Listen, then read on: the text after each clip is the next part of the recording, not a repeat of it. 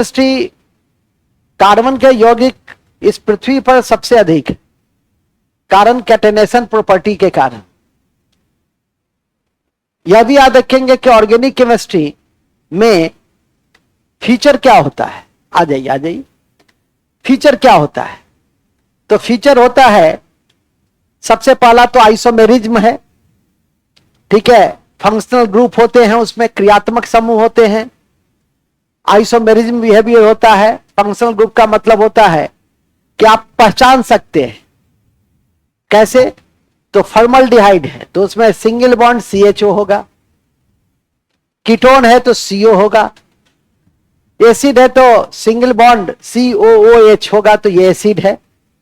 तो हर का एक फंक्शनल ग्रुप होता है जिसको हम लोग क्रियाशील समूह कहते हैं। ये आप मेटल और नॉन मेटल में नहीं पढ़े होंगे, ये आप किस में पढ़े हैं? ये आप पढ़ेंगे ऑर्गेनिक केमिस्ट्री में। तो पहले तो हम लोग ऑर्गेनिक केमिस्ट्री क्या है और ऑर्गेनिक केमिस्ट्री का क्या फीचर है, और ऑर्गेनिक केमिस्ट्री में जो 15 से 20 कंपाउंड है उसकी जो मानव जीवन में यूटिलिटी है उसको हम लोग देखने का प्रयास करेंगे। हालांकि यदा कदा छीटपुट रूपों में हम लोग देख रहे हैं, जैसे मीथेन को देखे हैं। मीथेन एक दलदली गैस है, मर्सी गैस है, ठीक है कि नहीं, जो सोडियम एसीटेट को सोडा लाइम के साथ गर्म करने पे बनता है। कहने का मतलब साफ है कि जुगाली गैस है। पशु जब चरता है और जिस गैस का निष्कर्षण करता है तो वो मीथेन ही है। न्यूजीलैंड एक ऐसा देश है जहां पशुओं की संख्या बहुत है, मानव से ज्यादा वहां पशु है, ठीक है कि नहीं। हम लोग के यहां सो नहीं है, हम लोग की संख्या अधिक है। मूल बिंदु पे आ जाइए। हालांकि कबूतर, मुर्गी, बकरी सबको मिला लीजिए तो उनकी संख्या, जानवरों की संख्या अधिक हो जाएगी, जंतु की संख्या अधिक हो जाएगी। लेकिन फिलहाल अभी हम लोग इस बिंदु पर हैं कि जैसा कि मैंने अभी आपको बताया कि न्यूजीलैंड एक ऐसा मुल्क है कि जो जुगाली टैक्स लगाता है। जिसके पास पशु है, तुम्हारे पास पशु है, तुम तो खुद पशु है, ठीक है। जिसके पास पशु है वो उसको पशु टैक्स देना पड़ता है, ठीक है। अब ऐसा नहीं कि सर हम लिखा दिए कि पशु कर लगता है। हमारा एक विद्यार्थी था BPSC 64वीं में, हालांकि कमजोर था लेकिन BPSC का पढ़ाई कर लिया था 1 साल बैठ करके यहाँ। तभी 11th-12th में वो टीचर है हायाघाट में। तो एक दिन बड़ा अच्छा रोचक प्रश्न हमसे पूछा लेकिन वो मुझे याद है, अभी 5 दिन पहले ही फोन किया था BPSC का, सर फॉर्म भरे सर। अब पढ़ाई का उस समय तो कहते थे तो मैंने कर नहीं पाते थे। अब पढ़ाई की इच्छा जागृत होती है क्योंकि अब टीचर में आ गया तो स्टेबिलिटी भी आ गई। अब देखता है कि वीडियो आता है, ऑफिसर आता है, गाड़ी से आता है, तब महत्वाकांक्षा तो सबका होता है। कल एक विद्यार्थी मिला हमको तो कहा क्या कि सर हम GD पास किए हैं, अब मेडिकल बाकी है, लेकिन जो ऑफिसर सब गाड़ी से आता है तो बड़ा सेहनता लगता है सर कि देखिए सर ऑफिसर आता है, आप जो कहते हैं कि पढ़ना है तो ठीक से पढ़ो, अब बनो ऑफिसर। बात समझा भी, बात नहीं समझा? तो उसका एक अलग, देखो उसका अलग दबाव भी है, तनाव भी है। उस चीज को तो मैं महसूस करता हूं, हम भी टॉप लेवल पे हैं और उस चीज को मैं बहुत नजदीक से, सारी सुख सुविधाएं होती है लेकिन दबाव, जिम्मेदारियां, तनाव भी कई बार होते हैं, ठीक है। वो एक अलग डायमेंशन है। ये जो तनाव और दबाव है इसका अलग डायमेंशन है। सबका अलग अलग दबाव और तनाव। प्रधानमंत्री है तो उनका एक अलग अलग दबाव और तनाव होगा, ठीक है। उनको हमेशा, अभी तो सबसे ज्यादा तनाव होगा। कब नीतीश कुमार जी गुस्सा गए, कब मुंह फुला लिए, कब चंद्रबाबू नायडू रुष्ट हो गए, नहीं, उनका तनाव अलग तरह का तनाव होगा, ठीक है। आपका तनाव अलग तरह। आपका तनाव है कि जीवन में पहचान का संकट है, अस्तित्व का संकट है। कुछ दिनों के बाद जब पिताजी घर से निकाल देंगे,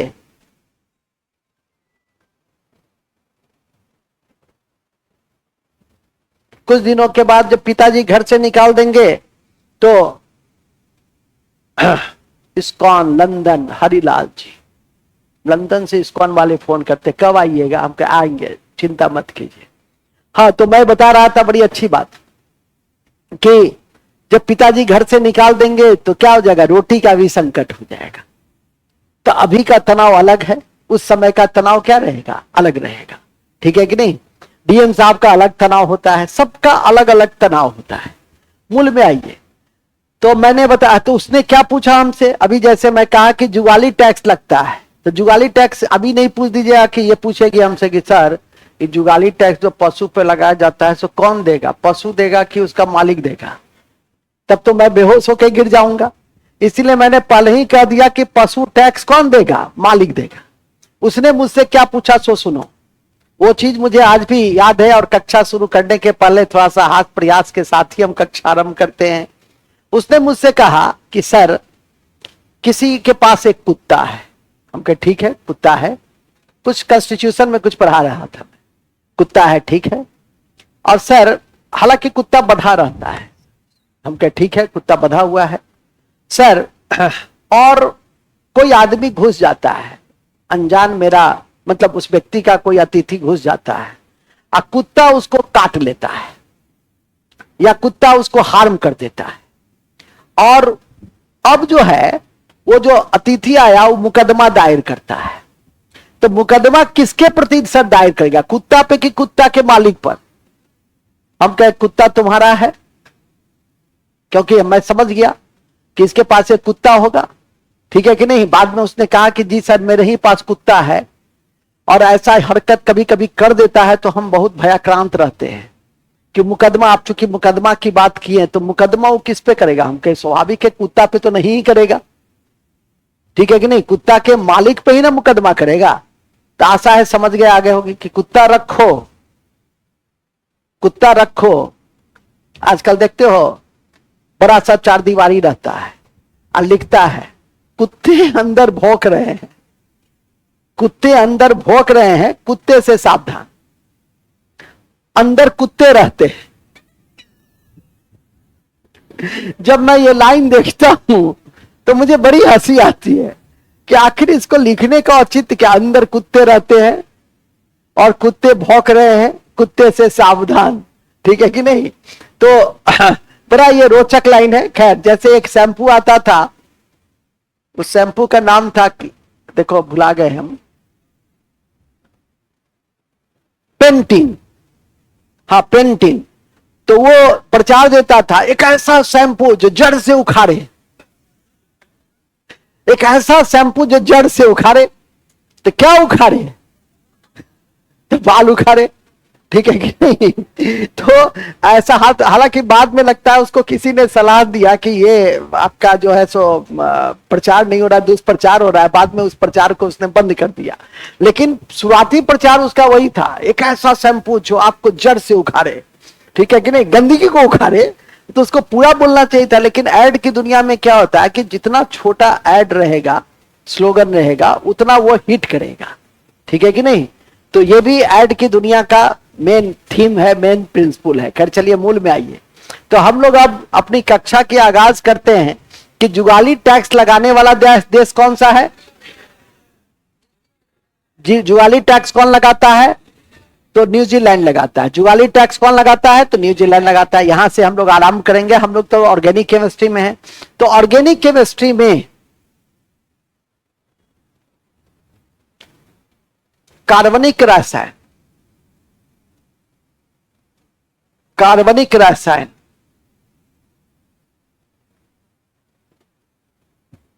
ऑर्गेनिक केमिस्ट्री,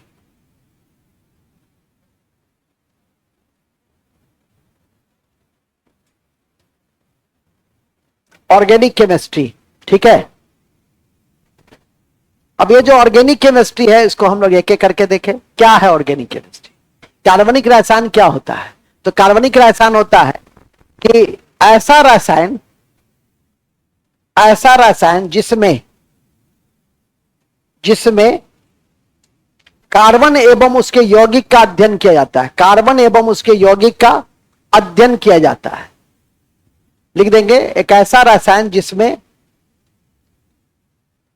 उसके कार्बन एवं यौगिक का अध्ययन किया जाता है। उसे ऑर्गेनिक केमिस्ट्री या कार्बनिक रसायन कहते हैं। उसे ऑर्गेनिक केमिस्ट्री या कार्बनिक रसायन कहते हैं। जैसे मीथेन, जैसे मीथेन, इथेन, जैसे methane, ethane, urea, urea, urea, formic acid, formic acid, formic acid, acetic acid, acetic acid इत्यादि। फॉर्मिक एसिड, एसिटिक एसिड और इत्यादि, मीथेन, इथेन, अमोनिया, यूरिया इत्यादि। अब अभी बताते हैं दो बातें, दो तथ्य। कार्बन के यौगिक की संख्या इस पृथ्वी पर सबसे अधिक है। क्यों अधिक है? क्योंकि कैटेनेशन की प्रॉपर्टी के कारण। आप पूछिए कि श्रीमान ये कैटेनेशन का प्रॉपर्टी क्या है? कैटेनेशन का मतलब होता है श्रृंखला बनाने के गुण, चेन बनाने के गुण के कारण इस तरह की प्रवृत्ति अधिक होती है। तो लिखिएगा पहले कार्बन में, पॉइंट नंबर 2, कार्बन में, कार्बन में, कार्बन में कैटेनेशन के गुण होने के कारण, कैटेनेशन, कैटेनेशन के गुण होने के कारण, कैटेनेशन के गुण होने के कारण, कैटेनेशन के गुण होने के कारण यौगिक बनाने की क्षमता सबसे अधिक होती है। यौगिक बनाने की क्षमता सबसे अधिक होती है।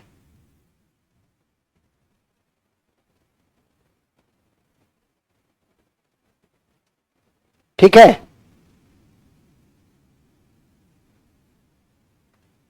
चलिए अब आ जाइए।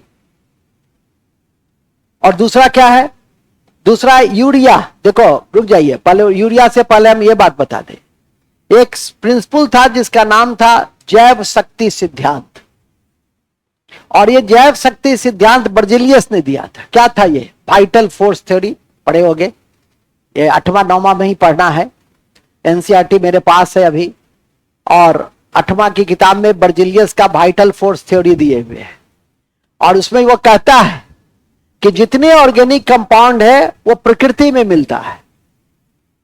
जैसे फॉर्मिक एसिड बिच्छू के डंक में नहीं, साइट्रिक एसिड नींबू में नहीं, जैसे यूरिया मलमूत्र में, ये प्रकृति में मिलता है। लेकिन इसी का एक चेला था। चेला चेला होता है, गुरु अच्छा मिल जाए तो फिर चेला चेला हो जाता है। चेला कहते हैं ना, गुरु गुड़ चेला चिन्नी। तो चेला था, उसका नाम था होलर।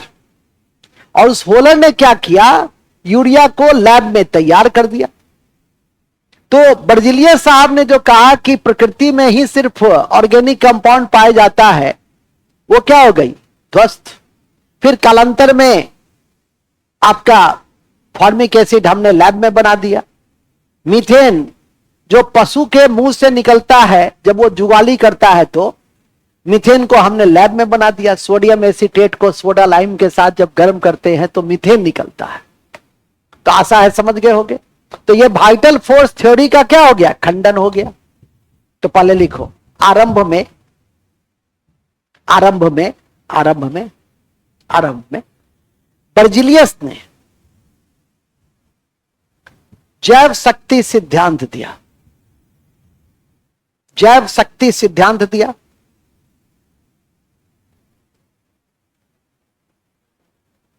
जैव शक्ति सिद्धांत दिया। जैव शक्ति सिद्धांत दिया। जैव शक्ति का सिद्धांत दिया।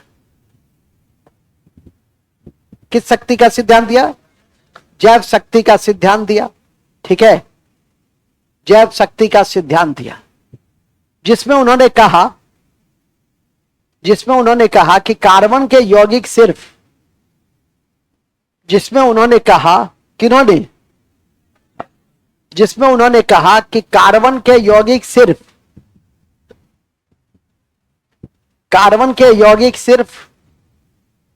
प्रकृति में मिल सकते हैं।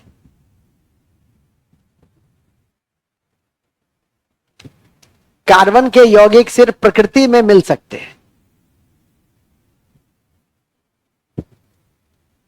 कार्बन के यौगिक सिर्फ प्रकृति में मिल सकते हैं। किसमें मिल सकते हैं?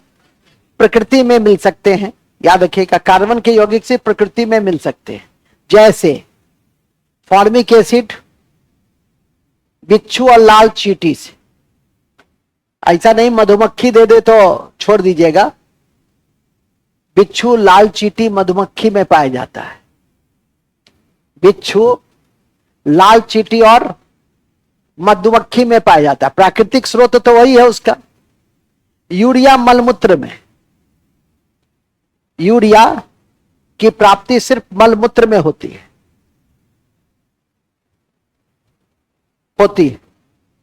मीथेन सिर्फ धान के खेत में, मीथेन सिर्फ धान के खेत में और जुगाली में, और पशु जब जुगाली करता है तब होता है। मीथेन, मीथेन कहां पाया जाता है? धान के खेत में, और पशु जब जुगाली करता है तब पाया जाता है। ठीक है, याद रखिए। लेकिन ये थ्योरी ध्वस्त हो गया। अभी बताए ना कि अमोनियम साइनेट को गर्म कर दिए, NaH4CNO को गर्म कर दिए तो बन गया NH2CO NH2।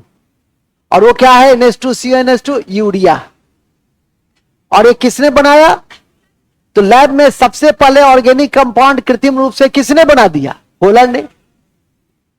फिर मीथेन भी बन गया, और जितने फॉर्मिक एसिड, जितने कंपाउंड हैं वो सब बनने लगे लैब में। ठीक है कि नहीं? लेकिन सबसे पहले उसका खंडन किसने किया? होलैंड ने।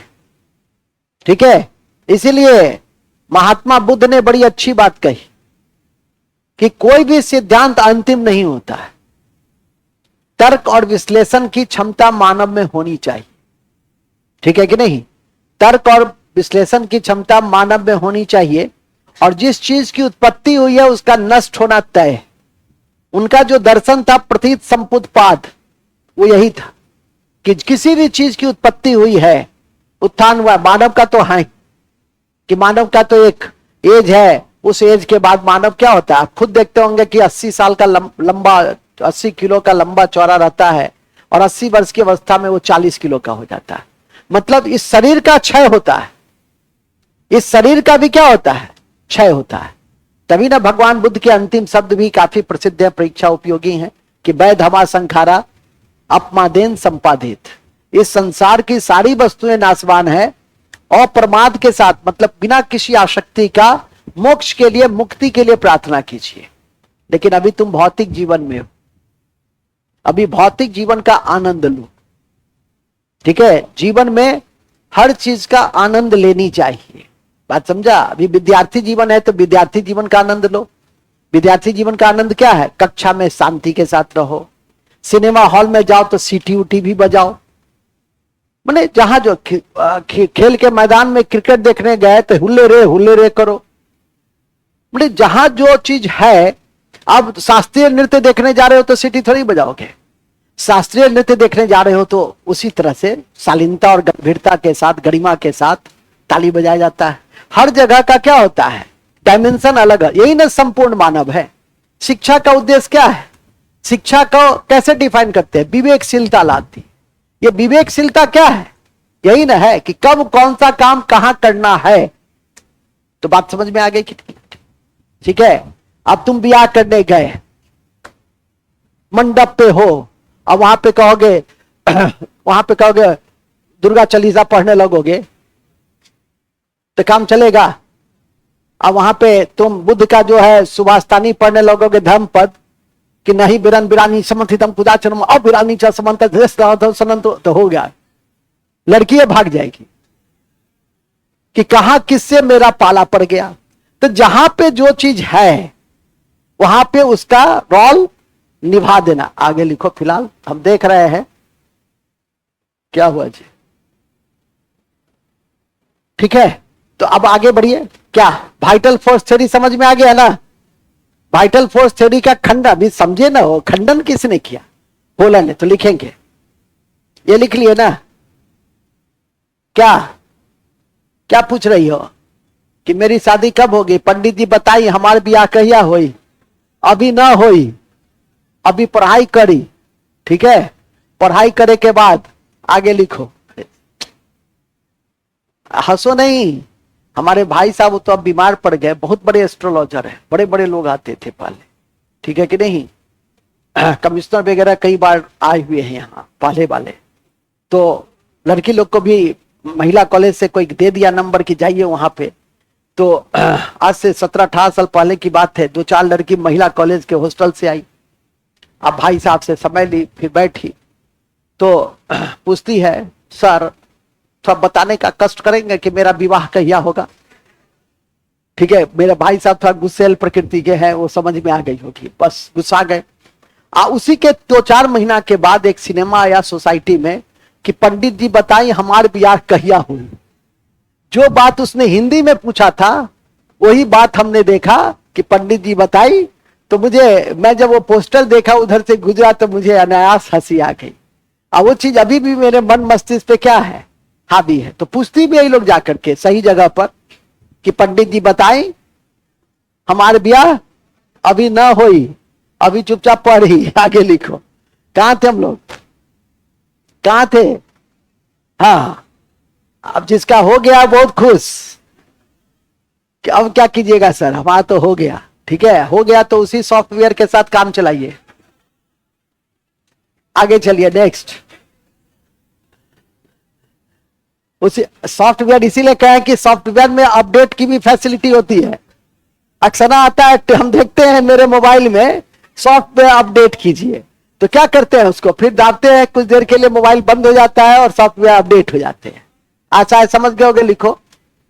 चलिए, हाथ प्रयास खत्म हुए, आगे चलेंगे। कहां थे? बड़े अच्छे जगह पे थे। क्या चीज में बोला था? अच्छा हाँ, पोलर में थे। तो लिखो, जैव शक्ति के इस सिद्धांत का खंडन, जैव शक्ति के इस सिद्धांत का खंडन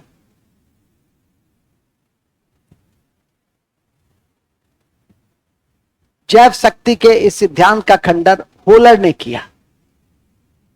होलर ने किया, होलर ने किया। होलर, होलर नहीं जानते? होलर लिख दिए।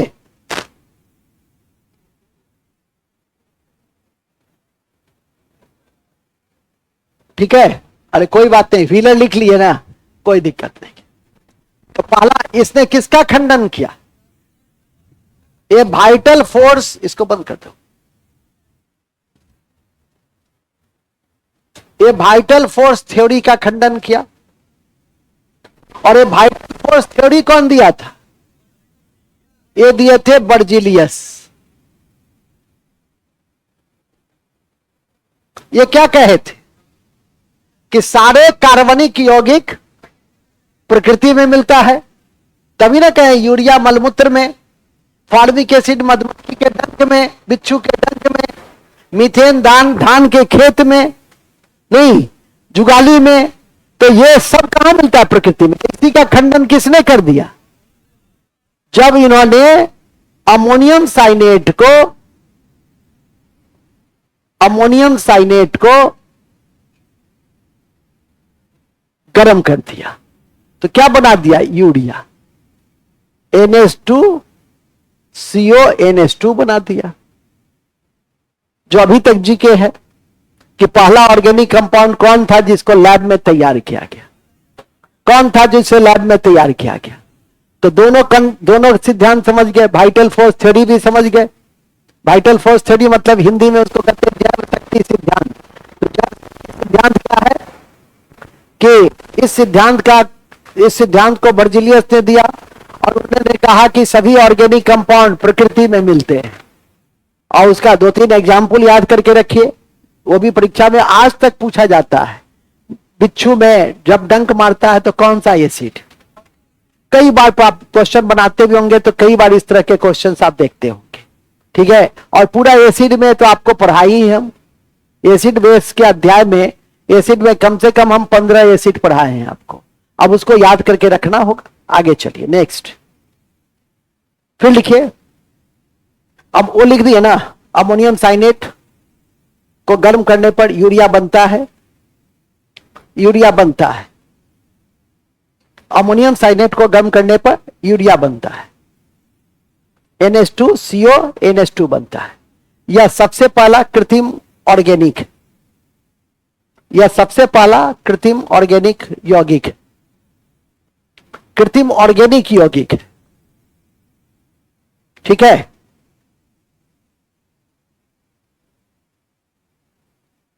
कृत्रिम ऑर्गेनिक यौगिक है।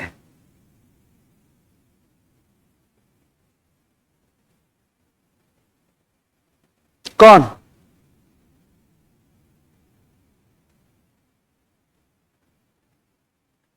नेक्स्ट, नेक्स्ट लिखेंगे। ध्यान रखें कि कार्बन एक धातु है, ध्यान रखें कि कार्बन एक धातु है और इसके यौगिक कोवैलेंट बॉन्ड बनाते हैं, और इसके यौगिक कोवैलेंट बॉन्ड बनाते हैं, कोवैलेंट बॉन्ड बनाते हैं,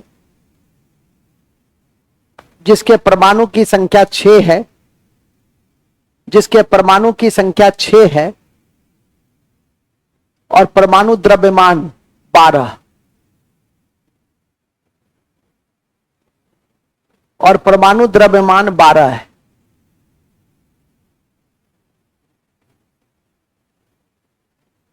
और परमाणु द्रव्यमान 12 है। कार्बनिक यौगिक, नेक्स्ट पॉइंट, कार्बनिक यौगिक आइसोमर, आइसोमर या समायोता, आइसोमर, आइसोमर या समावयता,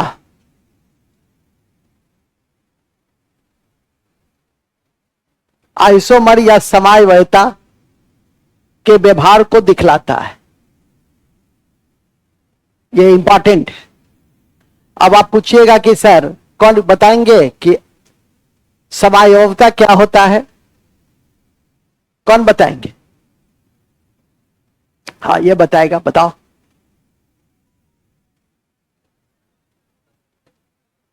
वेरी गुड। जिसका मॉलिक्यूलर फार्मूला सेम लेकिन भौतिक स्ट्रक्चर जो है वो क्या हो, अलग अलग हो, ठीक है कि नहीं? तो लिखेंगे समायोवता में वैसा कार्बनिक यौगिक, वैसा कार्बनिक यौगिक जिसके आणविक सूत्र समान हो, जिसके molecular formula, molecular formula same हो लेकिन स्ट्रक्चरल या फिजिकल फार्मूला क्या है, या फिजिकल फार्मूला डिफरेंट, उसे क्या कहते हैं? उसे आइसोमर, और इस प्रक्रिया को आइसोमेरिज्म कहते हैं, कहते हैं। इस प्रक्रिया को आइसोमेरिज्म कहते हैं। जैसे जैसे ब्यूटेन है, ब्यूटेन है तो ब्यूटेन का C4 एस्टेन है फार्मूला, और ब्यूटेन के दो भाग है, एक है आइसोब्यूटेन, ब्यूटेन के दो भाग है, एक है आइसोब्यूटेन और दूसरा है नॉर्मल ब्यूटेन, नॉर्मल ब्यूटेन।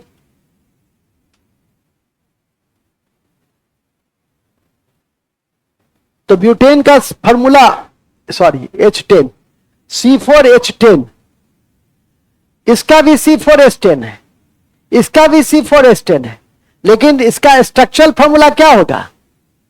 अलग अलग होगा। फिजिकल फॉर्मूला क्या होगा? अलग अलग होगा। और इस प्रक्रिया को क्या कहेंगे? आइसोमेरिज्म। इस घटना को केमिस्ट्री में क्या कहेंगे? आइसोमेरिज्म। तो आइसोमेरिज्म क्या है? कि वैसा कार्बनिक यौगिक जिसका आणविक सूत्र या मोलिकुलर फॉर्मूला सेम, लेकिन उसका स्ट्रक्चरल जो एस्पेक्ट्स हैं, भौतिक संरचना जो है वो क्या है? अलग अलग होंगे, तो उसको क्या कहेंगे? आइसोमर। इस घटना को क्या कहेंगे? आइसोमेरिज्म। तो ऑर्गेनिक कंपाउंड जितने भी हैं वो आइसोमेरिज्म के व्यवहार को दिखलाता है। तो इसको जस्टिफाई कर दिए ना, ठीक है कि नहीं? कि आइसोमेरिज्म का व्यवहार समयावता के व्यवहार को दर्शाता है, यह भी जस्टिफाई हो गया। और दूसरा पहला तो जस्टिफाई किया कि ऑर्गेनिक कंपाउंड लैब में भी तैयार किए जा सकते हैं, तो वो भी जस्टिफाई हो गया। अब तीसरा है कि हर ऑर्गेनिक कंपाउंड का अपना फंक्शनल ग्रुप होता है, ठीक है कि नहीं? हर ऑर्गेनिक कंपाउंड का क्या है? अपना फंक्शनल ग्रुप है। जैसे हमारे भारतीय समाज में भी जातीयता की पहचान होती है। तो जातीयता की पहचान क्या होती है? जो अंतिम शब्द होता है, सिंह, चौधरी, पासवान, झा, चौधरी, नहीं वर्मा, शर्मा, तो ये क्या है? ये जातीयता की पहचान को सुनिश्चित करता है, ठीक है कि नहीं? उसी तो ये उसका उस जातीय का फंक्शनल ग्रुप हुआ, ठीक है कि नहीं? और यहां पे हम ऑर्गेनिक कंपाउंड के फंक्शनल ग्रुप को देखेंगे। गप मत कीजिए बच्चा, काला टोपी वाला है ना, गप नहीं करना है मेरी क्लास में। जो पूछना है हमसे सीधे पूछो, अपने विद्वान मित्रों से पूछने की जरूरत नहीं है। तुम्हारा 2 विद्वान मित्र कहां गया जी, जिससे कल हम हाइड्रोजन का 3 आइसोटोप्स पूछे थे और कहे थे कल आना? माता जी का? अच्छा अच्छा अच्छा, आने दो, मां दुर्गा ही उसको बचाएंगी फिर, ठीक है कि नहीं? तो खैर वो तो बचा ही लेंगी, ठीक है कि नहीं? हाँ, तो मैं बता रहा था अभी आपको, बड़ी अच्छी बात थी। देखो, जब संस्था बंद हो तभी जाओ, तब मजा आएगा घूमने में भी। नहीं तो गांव पर देखो ना, शाम से 10 लड़का मैसेज किया, सर आई कक्षा भेल है नहीं, आई यहाँ सब रही नहीं तो आई कक्षा नहीं भेले, यही मैसेज हम करेंगे। तब इससे झगड़ा करेगा, सर तो लिखे है कि कक्षा नहीं हुई, तुम कहते हो कक्षा हुई, ठीक है कि नहीं? ऐसे मामलों में हम झूठ जरूर बोलते हैं, ठीक है? कहेगा कक्षा चला, हम कहना तुम लोग आए हुए नहीं किए तो कक्षा कैसे चलेगा? कक्षा तो कोरम पूरा हो जाएगा तो भी हम कक्षा करेंगे ही 6ठी तक। कह दिया खष्टी मतलब, अब मेरा दिमाग का कोई ठीक नहीं, समझी? हाँ ठीक है, तो ठीक है सर, हो ही जाए इस बार। गांधीवादी सत्याग्रह हम लोग भी कर ही डालते हैं, ठीक है? चलो आगे चलो, अरे चिंता मत करो, छोड़। कहां थे हम लोग? बड़े अच्छे जगह पे थे। तो आइसोमेरिज्म हो गया ना। दूसरा लिखो, सभी कार्बनिक यौगिक, सभी कार्बनिक यौगिक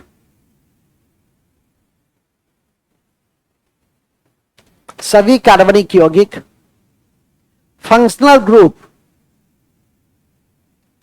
ग्रुप क्रियाशील मूलक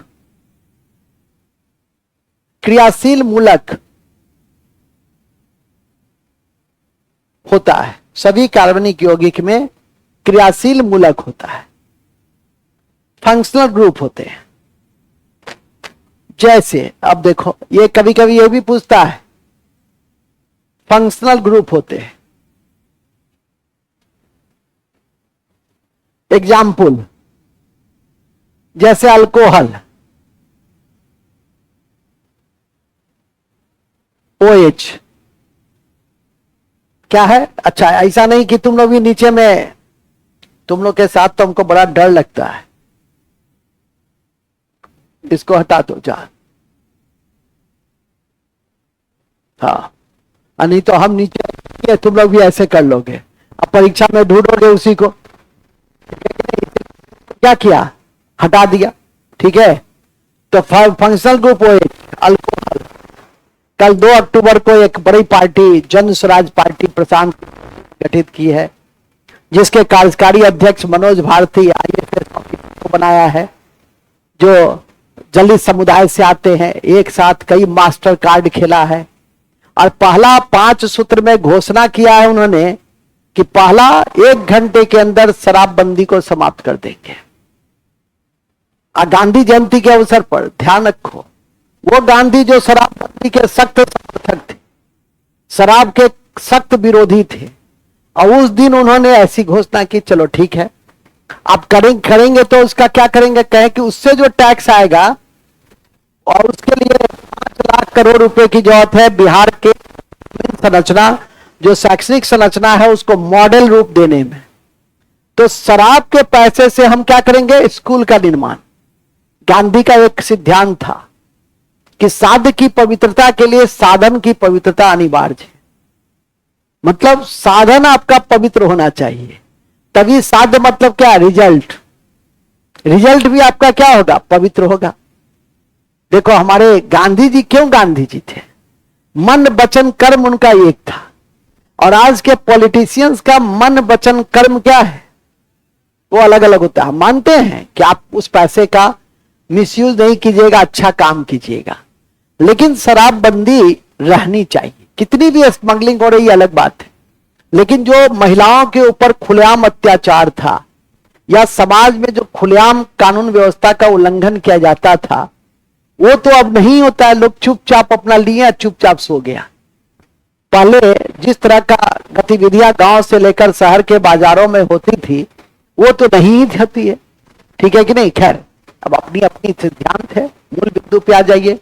तो हमने अभी आपको बताया अल्कोहल का फंक्शनल ग्रुप क्या है, OH।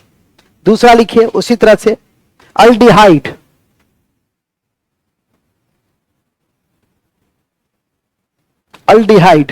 CHO, acid COH, ketone CO ketone, ठीक है। Amine NH, amine NH2, amine NH2। इसी तरह से आप 2-4 और पहले लिख लो। Alcohol single bond OH, aldehyde CHO, acid COH, ketone CO, amine NH2, ठीक है। अब ज्यादा लिखने की जरूरत नहीं, ओके। चलिए मतलब ये समझना है आपको, क्या समझना है, समझना यह है कि फंक्शनल ग्रुप का क्या मतलब होता है, ठीक है। जैसे अभी हमने बताया फॉर्मिक एसिड का फॉर्मूला, तो कैसे समझ गए ये एसिड है। हम कहते कि फॉर्मल्डिहाइड है तो समझते हैं, नहीं। फॉर्मल्डिहाइड जब होता तो ये रहता, नहीं। फॉर्मल्डिहाइड रहता तो ये रहता, एस्टल्डिहाइड रहता तो ये रहता। लेकिन फॉर्मिक एसिड है तो क्या है, यही एसिटिक एसिड होता तो COH। तो CHO रहेगा तो अल्डिहाइड, और COH रहेगा तो एसिडिक, ठीक है। तो ये दूसरा फीचर हुआ, या तीसरा फीचर कहिए कि ऑर्गेनिक कंपाउंड के पास अपना फंक्शनल ग्रुप होता है, और उससे उसी ग्रुप पर उसके गुण निर्भर करते हैं। एसिड का गुण और अल्डिहाइड का गुण अलग अलग रहेगा ना, कि एसिड का गुण और कीटोन का गुण, अल्कोहल का गुण एक ही रहेगा, नहीं रहेगा। अभी जो मैंने कहा कि जातीय में, टाइटल में हर के सामाजिक व्यवहार क्या होंगे, उनकी परंपराएं अलग होगी निश्चित रूप से, ठीक है कि नहीं। आपके तो हम लोग के देश में तो कहा जाता है 2.5 कोस पे भाषा बदले, बोली बदले, अब 5 कोस पे पानी। तो पानी भी बदल जाता है, उसका स्वाद बदल जाता है, बोली बदल जाती है। नहीं, बेगूसराय में जाइएगा तो बरगाही के शुरू हो जाएगा, नहीं बरगाही के। यहां आइएगा तो की हाल चाल, नहीं। वहां सीतामढ़ी जाइएगा तो से न बड़े शुरू हो जाएगा। तो हर जगह छपरा में जाइएगा तब पंडित जी बताइए हमारे ब्याह कहिया होई, तो वहां छपरा में छपड़िया चलेगा। हर जगह का क्या है, अलग अलग है। मूल बिंदु पे आ जाइए, तो मूल बिंदु यह है कि यह तीसरा फीचर था। तीसरा फीचर क्या था, फंक्शनल ग्रुप। तो ऑर्गेनिक कंपाउंड में क्या रहता है, फंक्शनल ग्रुप रहता है। और ये 4-5 फंक्शनल ग्रुप को टिप्स पे रखिएगा। आगे लिखिए, नेक्स्ट चौथा, ऑर्गेनिक कंपाउंड में, ऑर्गेनिक कंपाउंड में बहुलीकरण भी होता है। बहुलीकरण होता है, बहुलीकरण, पॉलीमेराइजेशन, पॉलीमेराइजेशन भी होता है। बहुलीकरण या पॉलीमेराइजेशन, अंग्रेजी में उसको कहते हैं पॉलीमेराइजेशन होता है। ठीक है,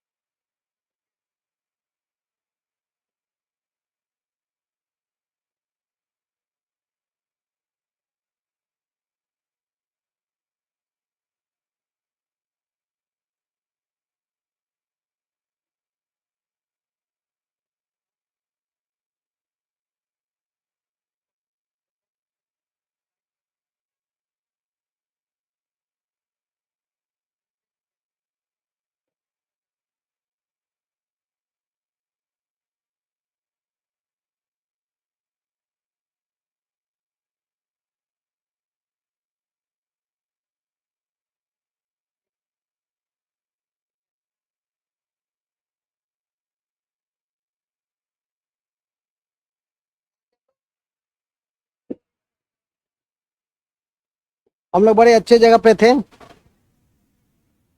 बहुलीकरण, पॉलीमराइजेशन, ये क्या होता है पॉलीमराइजेशन, जब छोटे छोटे अणु मिलकर बड़े अणु का निर्माण करे तो उस प्रक्रिया को क्या कहते हैं, उस प्रक्रिया को कहते हैं, जैसे कई विनाइल क्लोराइड मिलकर के पॉलीविनाइल क्लोराइड बनाते हैं। 20 प्रकार के एमिनो एसिड मिलकर एक प्रोटीन बनाता है, वो क्या है, वो बहुलीकरण है। वो क्या है, वो बहुलीकरण है। इथिलीन, कई इथिलीन मिलकर पॉलीथीन बनाते हैं, वो क्या है, वो बहुलीकरण है। तो लिखिए, बहुलीकरण क्या होता है, बहुलीकरण होता है जब दो या दो से अधिक अणु मिलकर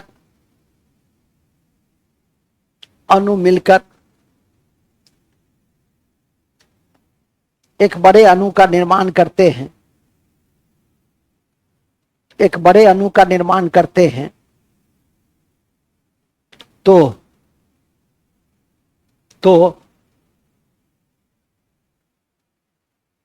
इसे बहुलीकरण कहते हैं,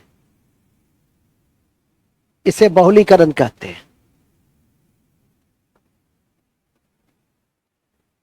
यह एक रिवर्सिबल क्रिया है, यह एक रिवर्सिबल क्रिया है। रिवर्सिबल क्रिया समझते हैं क्या होता है, कि जैसे हम 3 एसिटिलीन के अणु को मिला दिए तो क्या बन गया, C6H6 बन गया, बेंजीन। और फिर बेंजीन को हम किस में बदल सकते हैं, C2H2 में बदल सकते हैं। तो ये जो क्रिया है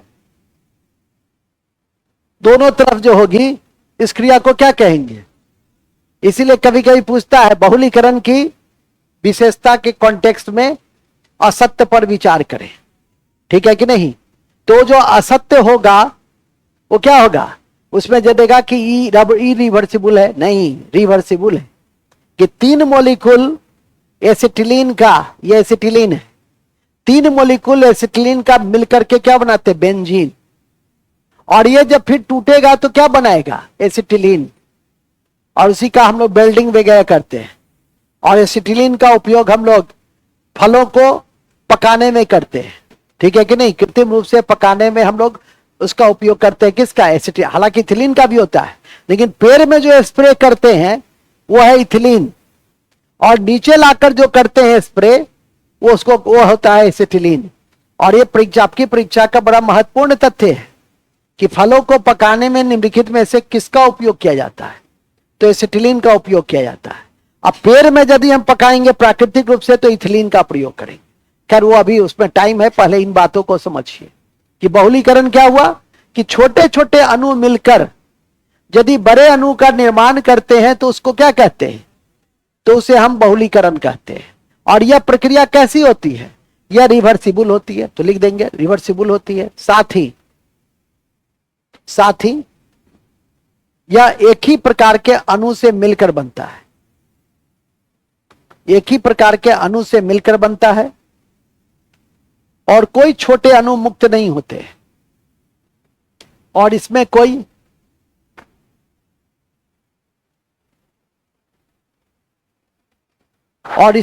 छोटे अणु मुक्त नहीं होते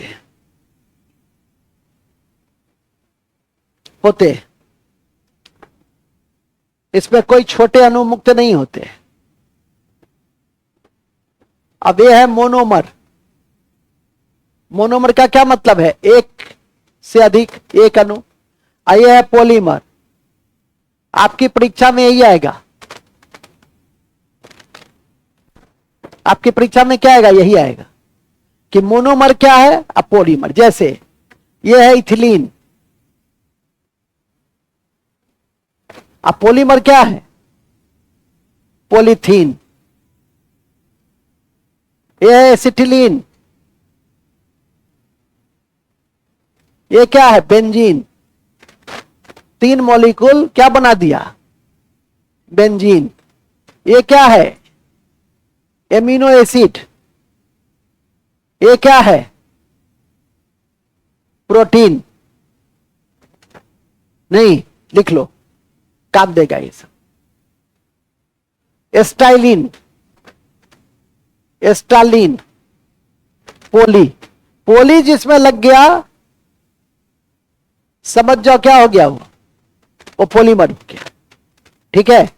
उसी तरह से मोनोमर है टेट्राफ्लोरोइथिलीन, पॉलीमर है टेफ्लॉन। और टेट्राफ्लोरो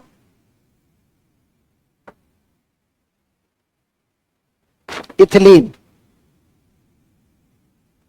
टेट्राफ्लोरोइथिलीन अब पॉलीमर है टेफ्लॉन। लिख लो पहले ये 4-5 पहले लिखो। पहला इथिलीन, पॉलीथीन, 2 भाग में कर लो। मोनोमर हुआ इथिलीन, पॉलीमर हुआ पॉलीथीन। फिर 3 अणु होंगे एसिटिलीन, तो ये होगा बेंजीन। एमिनो एसिड, कितना एमिनो एसिड? 20। कितना एमिनो एसिड? 20। ये होगा प्रोटीन। ये स्टाइलिन, ये पॉलीएस्टाइलिन, पॉलीमर। ये टेट्राफ्लोरोइथिलीन, ये है टेफ्लॉन। पॉलीमर क्या है? टेफ्लॉन है। उसी तरह से ये है पॉलीविनाइल क्लोराइड,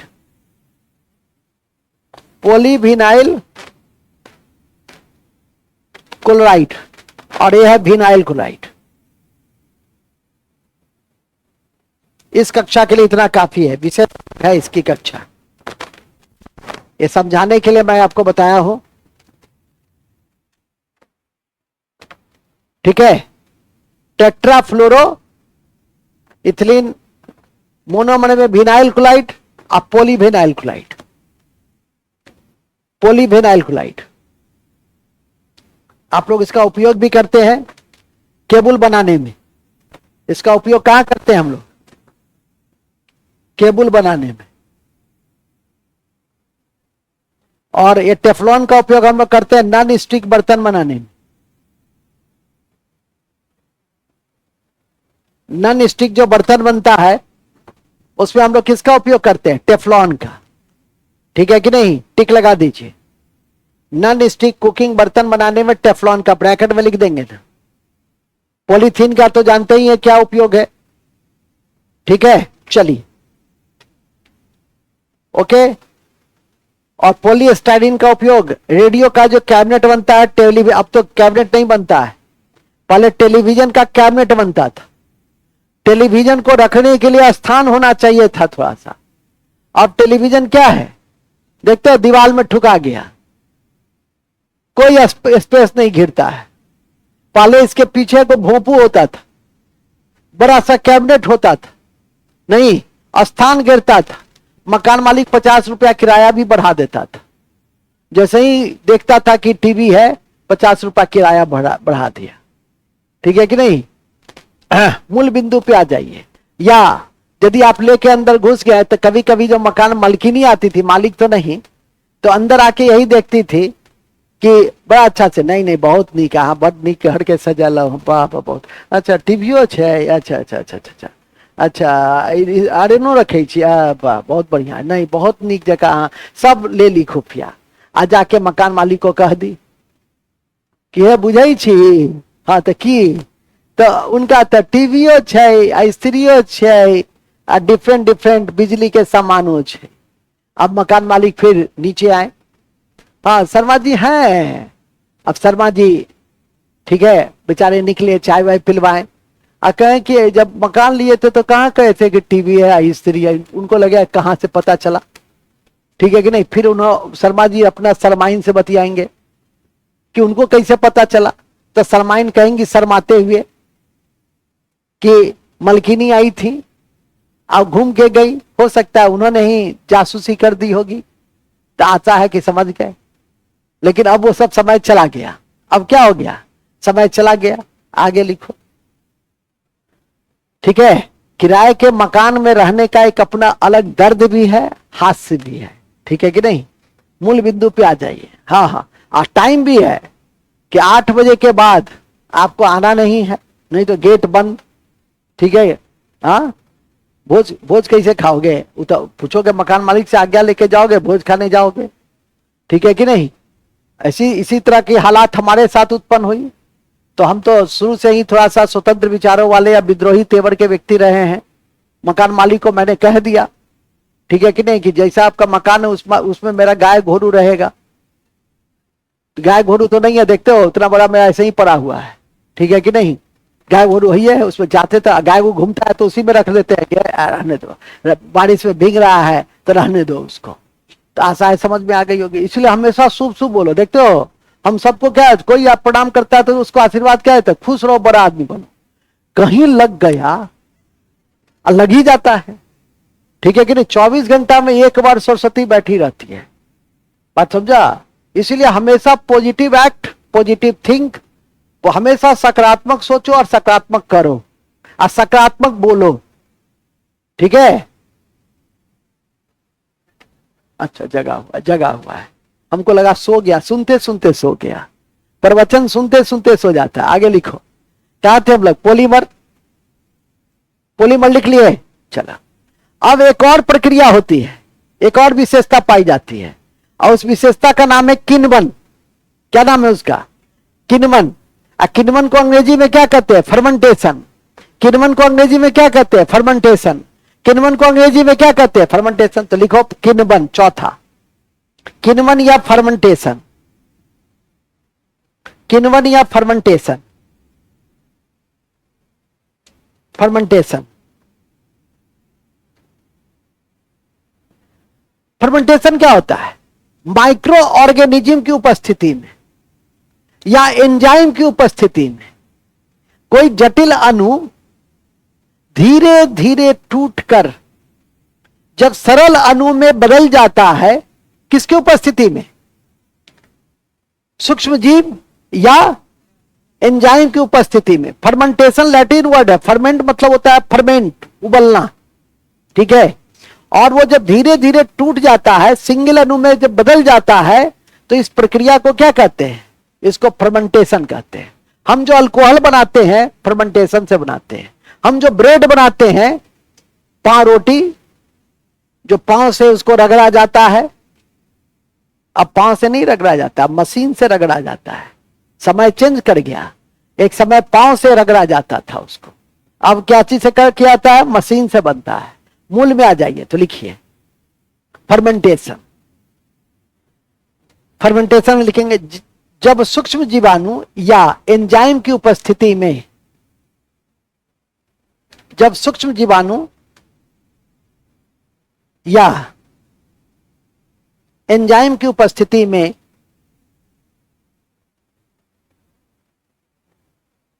एंजाइम की उपस्थिति में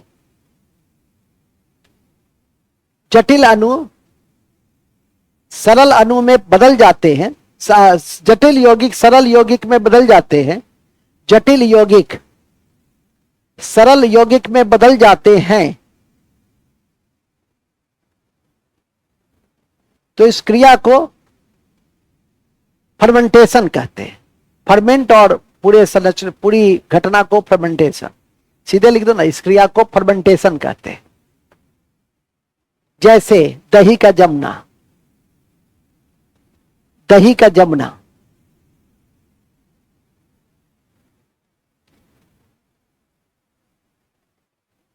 ठीक है, दही का जमना। गन्ने के रस से शराब बनना, गन्ने के रस से शराब या सिरका बनाना,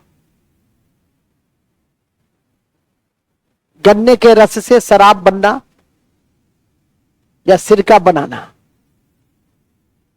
विनेगर जिसको हम लोग कहते हैं, ठीक है। और आपकी जानकारी में है कि हमारी यह फर्मेंटेशन की प्रक्रिया कोई आज से नहीं चलती है। गेहूं हमारा पहला खाद्य पदार्थ, फर्स्ट क्रॉप है जिसका हमने यूज किया, गेहूं और जौ। और गेहूं से हमने आटा बनाया, आटा को मैंने गीला किया। जाड़े के दिनों में तो गीला लंबे काल तक रह सकता है, लेकिन गर्मी के काल में सुबह का आटा शाम में क्या हो जाता है, खट्टा हो जाता है, खराब हो जाता है। तो वो जो खराब होता है वो किसके कारण होता है, वो फर्मेंटेशन। तो प्राचीन काल से ही इसका इस तरह की क्रिया हम लोग देखते हैं, लेकिन इसका वैज्ञानिक विश्लेषण करने का श्रेय किसको गया, लुई पास्चर को। इसका वैज्ञानिक विश्लेषण करने का श्रेय किसको गया, तो लिखेंगे फर्मेंटेशन का वैज्ञानिक विश्लेषण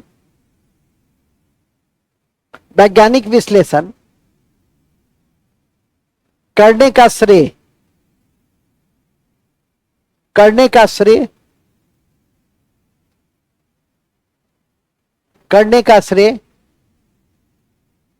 लुई पास्चर को जाता है। लुई पास्चर, अंडरलाइन कर दो, लुई पास्चर।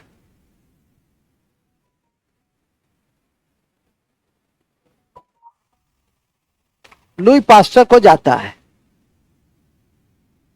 ठीक है।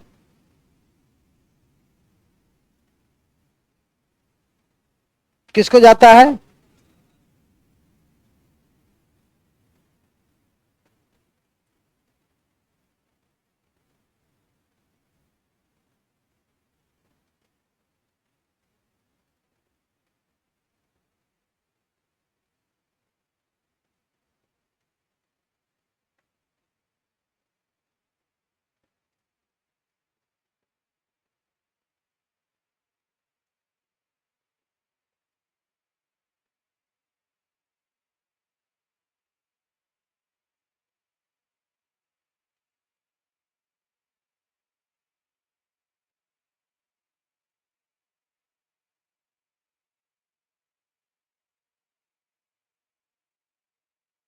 ठीक है। क्या लिखे,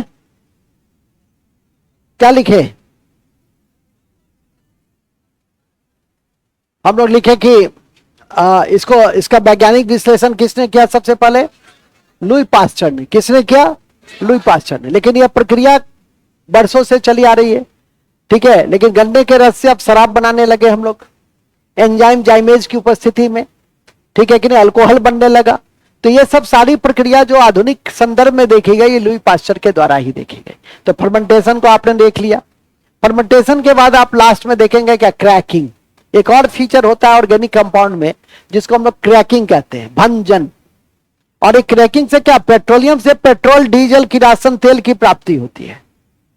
तो ये पूछता है परीक्षा में कि पेट्रोलियम से जो हमें डीजल, पेट्रोल और केरोसिन तेल मिलता है किस प्रक्रिया से मिलती है, दे देगा। ए पॉलीमराइजेशन, 2 क्रैकिंग, 3 फर्मेंटेशन।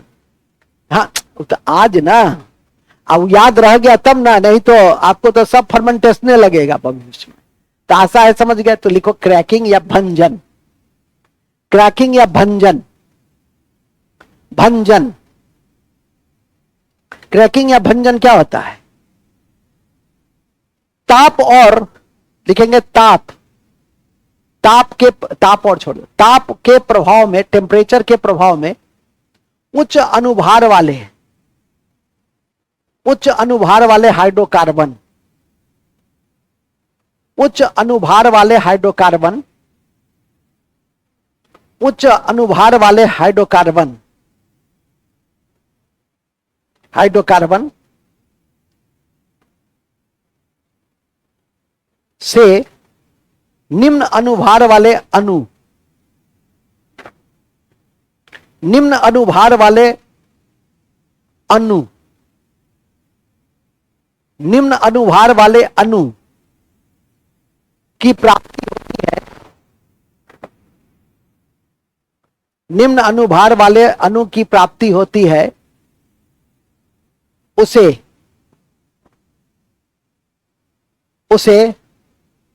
क्रैकिंग कहते हैं। जैसे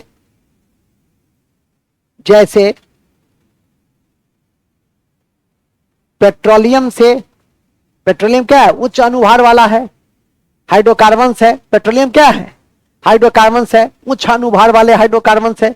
तो पेट्रोलियम से पेट्रोल, डीजल, किरोसिन तेल की प्राप्ति होना। जैसे पेट्रोलियम से पेट्रोल, डीजल, केरोसिन तेल की प्राप्ति होना क्रैकिंग का उदाहरण है।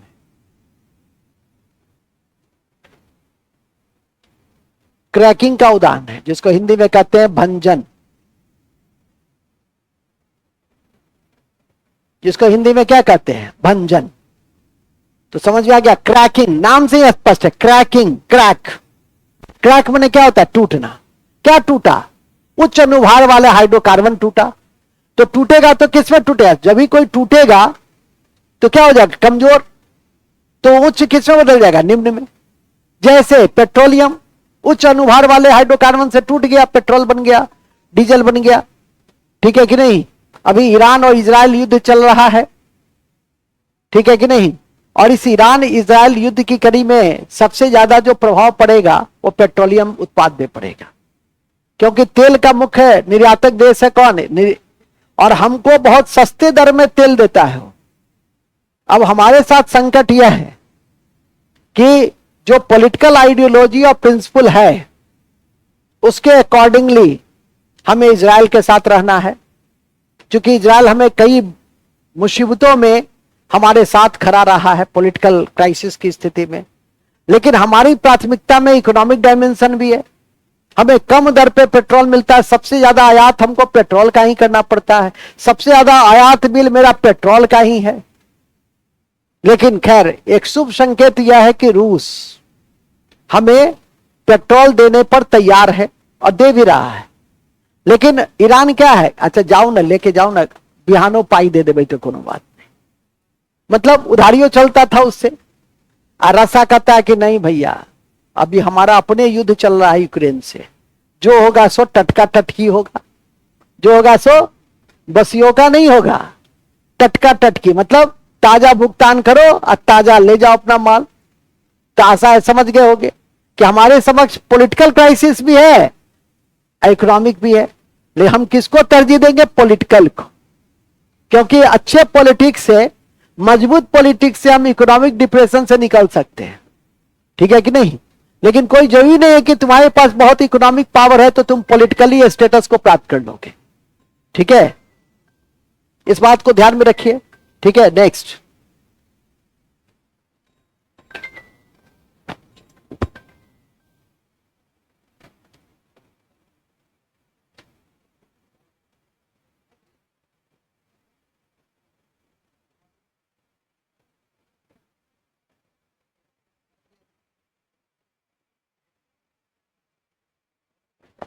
कहां थे हम लोग? हम लोग जैसे हो गया ना, तो इतनी सारी विशेषता है किसके साथ? ऑर्गेनिक कंपाउंड में। कौन कौन? वाइटल फोर्स थ्योरी, उसका खंडन हुआ। दूसरा फंक्शनल ग्रुप, तीसरा पॉलीमराइजेशन, चौथा फर्मेंटेशन, पांचवा क्रैकिंग। ये पांचों शब्द पहले बोलो। पहला, दूसरा, पहला वाइटल फोर्स थ्योरी का खंडन किया गया। ऑर्गेनिक कंपाउंड के लिए वाइटल फोर्स थ्योरी का क्या किया गया? खंडन किया गया। दूसरा, हर कार्बनिक यौगिक का एक अपना फंक्शनल ग्रुप होता है। तो फिर समझे क्या आप? दूसरा क्या है? Functional group. तीसरा क्या है? पॉलीमराइजेशन। चौथा क्या है? हाइब्रिडाइजेशन। चौथा है फर्मेंटेशन। और पांचवा है क्रैकिंग। पेट्रोलियम से डीजल की प्राप्ति कौन सी घटना है? और ब्यूटेन का नॉर्मल ब्यूटेन आइसोब्यूटेन में बदलना, आइसोमेरिज। और 3 मॉलिक्यूल एसिटिलीन से बेंजीन का बनना, पॉलीमराइजेशन। और शराब, गन्ना के रस से शराब का बन जाना। तो आशा है समझ में आ गई? ये पूरी प्रक्रिया समझ में आ गई ना? अब आता है अपने मूल में, और मूल में आता है हाइड्रोकार्बन। अब पहला चैप्टर हम लोग पहले उसको देख लेंगे, तो लिखेंगे हाइड्रोकार्बन। नेक्स्ट, ये इंट्रोडक्शन था कि ऑर्गेनिक केमिस्ट्री होता क्या है।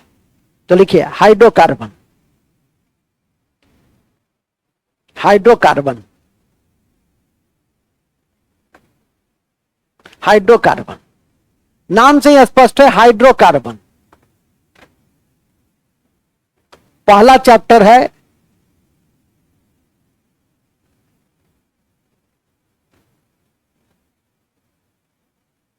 हाइड्रोकार्बन मतलब कार्बन और हाइड्रोजन के मिलने से हम प्राप्त करते हैं। कार्बन और हाइड्रोजन के मिलने से हम लोग प्राप्त करते हैं। ठीक है कि नहीं? किसको? हाइड्रोकार्बन को। तो लिखिए हाइड्रोकार्बन कार्बन और हाइड्रोजन के संयोग से, कार्बन और हाइड्रोजन के संयोग से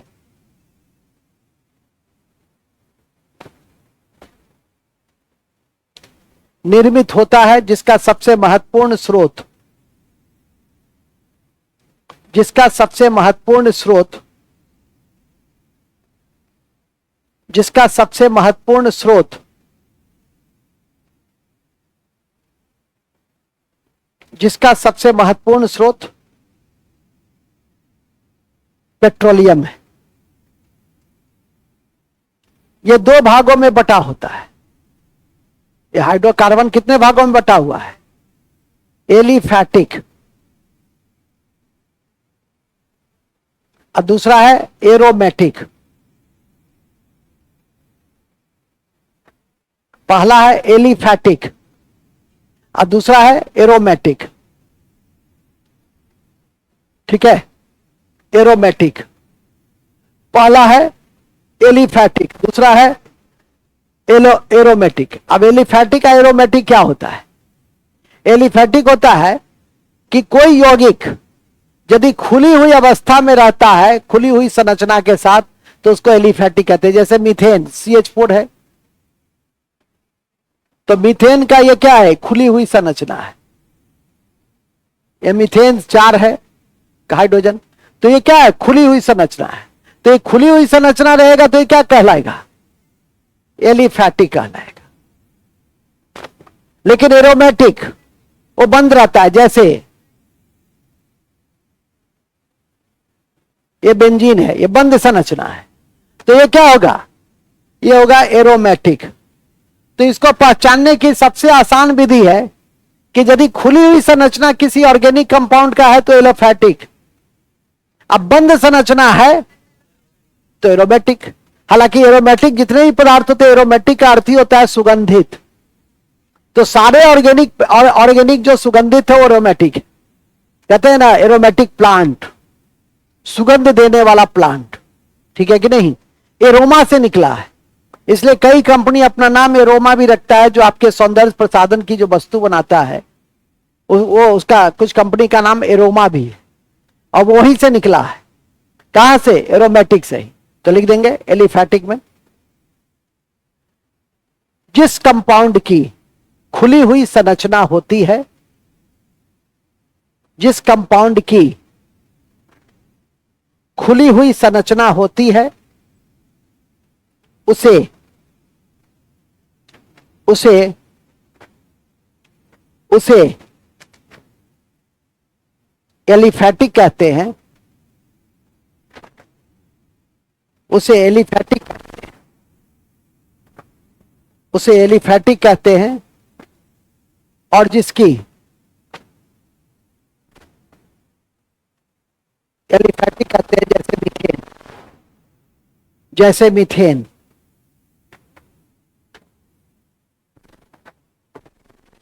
मीथेन। और यदि बंद संरचना होती है, और यदि बंद संरचना होती है, तो उसे बंदी संरचना नहीं, बंद संरचना कह दी है क्या? बंद संरचना होती है तो उसे क्या कहते हैं? एरोमेटिक कहते हैं। तो उसे एरोमेटिक कहते हैं।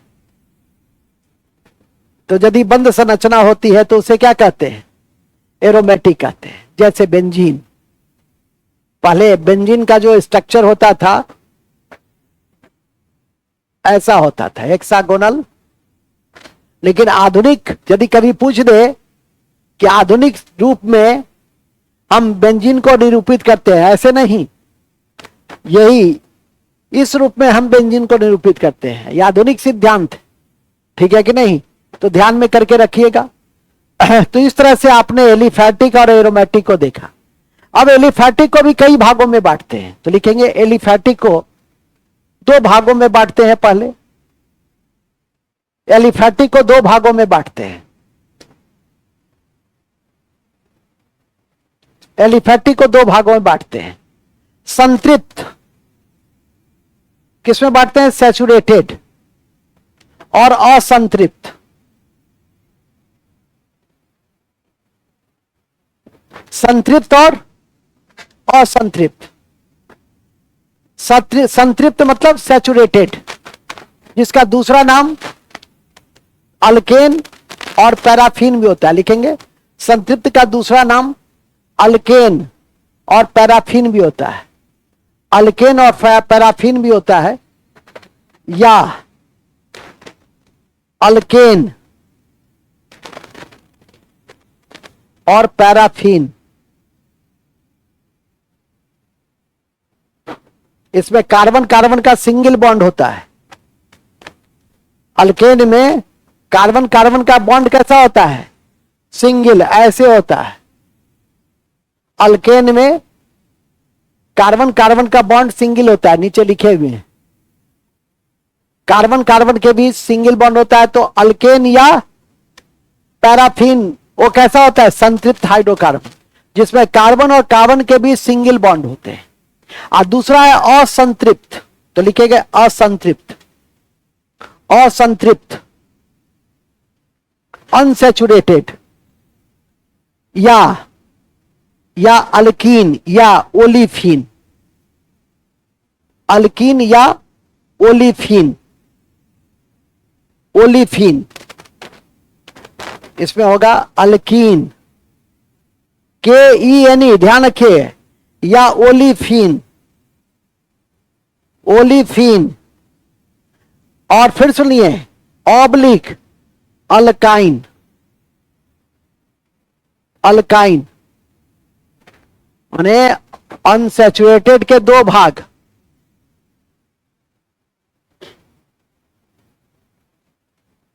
अनसैचुरेटेड के दो भाग, एक है अल्कीन, इसमें कार्बन और कार्बन के बीच डबल बॉन्ड होते हैं। और दूसरा है अल्काइन, जिसके कार्बन और कार्बन के बीच ट्रिपल बॉन्ड होते हैं। ये है इथिलीन, इसका एग्जाम्पल है इथिलीन, और इसका एग्जाम्पल है एसिटिलीन। नाम सुनना शुरू कर दो आज से, ठीक है। अल्केन का मीथेन, इथेन, प्रोपेन, ब्यूटेन, ठीक है, आदि आदि आदि। ये लिखो, पहले बेस है, पहले बेस बनाओ। आज ऑर्गेनिक केमिस्ट्री का बेस है पिलर, पहले उसको बनाओ।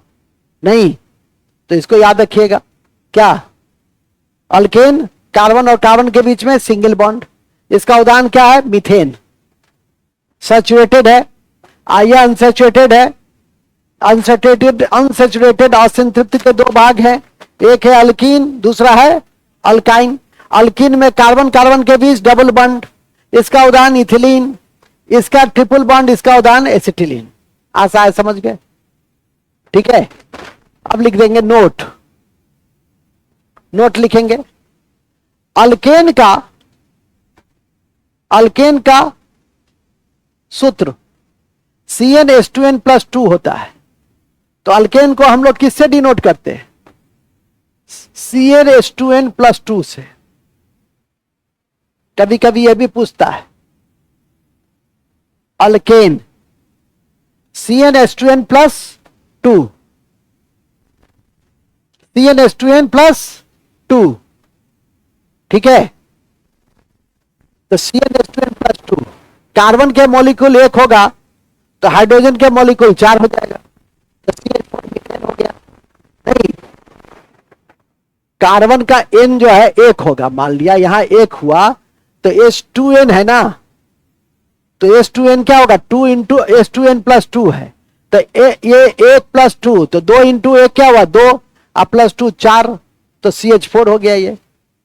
तो ये फॉर्मूला होता है जिसको सेट करना होता है। ये सब आगे चल के मतलब मेडिकल इंजीनियरिंग की जब तैयारी की जाती है, आप इतना ही समझ लो कि CnH2n+2 अल्केन का सामान्य सूत्र है, और यही परीक्षा के भवन तक याद रह जाए तो बड़ी उपलब्धि है। दूसरा, अल्कीन का सामान्य सूत्र CnH2n होता है। अल्कीन का सामान्य सूत्र CnH2n होता है, CnH2n होता है, जबकि अल्काइन का सामान्य सूत्र CnH2n-2 होता है, ठीक है। CnH2n-2 होता है, CnH2n-2 होता है, याद रखिएगा। तो CnH2n किसका? CnH2n किसका? और CnH2n-2, CnH2n-2 अल्काइन का। ये तीनों का सामान्य फॉर्मूला भी याद करके रख लेंगे। अब लिखेंगे नोट नंबर 2, अल्केन का महत्वपूर्ण यौगिक, अल्केन का महत्वपूर्ण यौगिक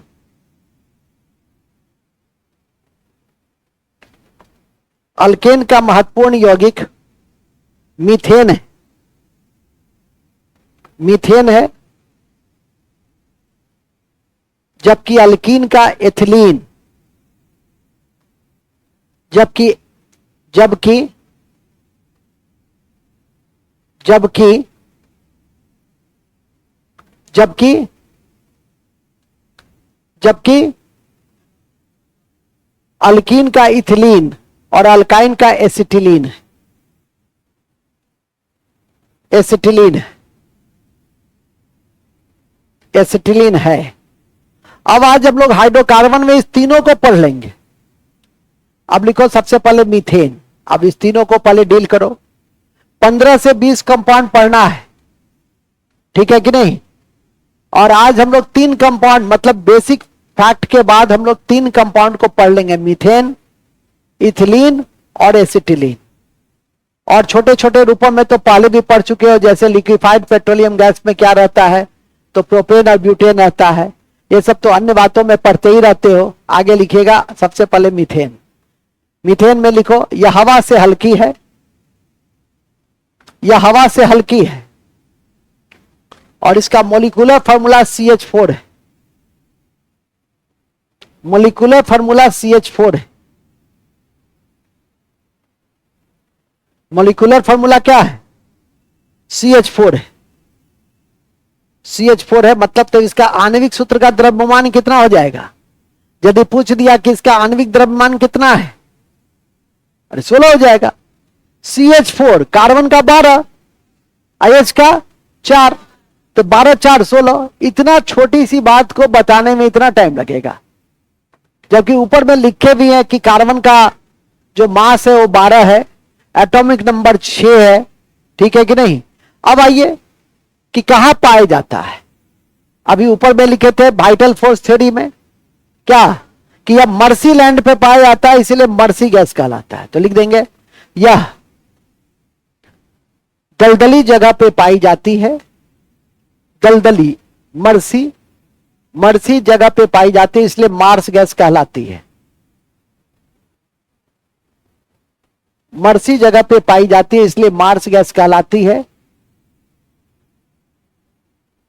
मार्स गैस कहलाती है। मार्स गैस धान के खेत से निकलती है। मार्स गैस धान के खेत से निकलती है।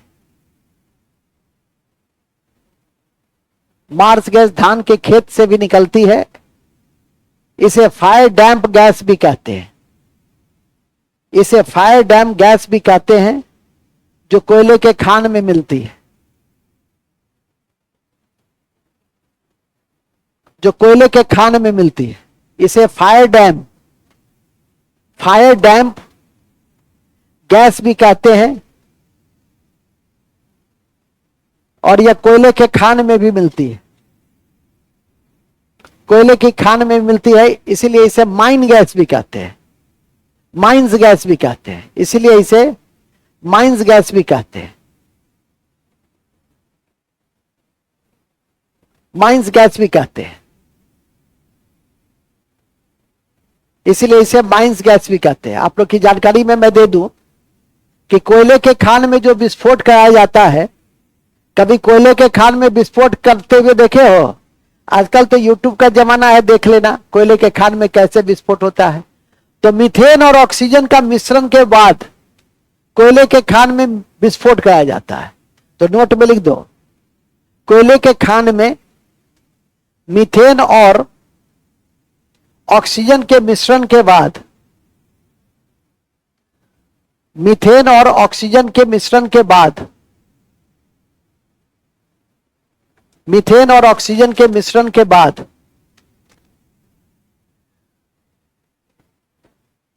मीथेन और ऑक्सीजन के मिश्रण के बाद विस्फोट कराई जाती है।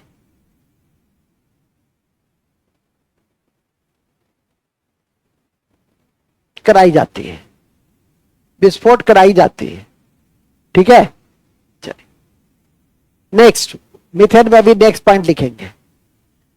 मीथेन जुगाली गैस भी है, अभी लिखे भी थे। मीथेन जुगाली गैस भी है, और बायोगैस में सबसे अधिक मीथेन होता है। और बायोगैस में सबसे अधिक मीथेन होता है 70%। 70% बायोगैस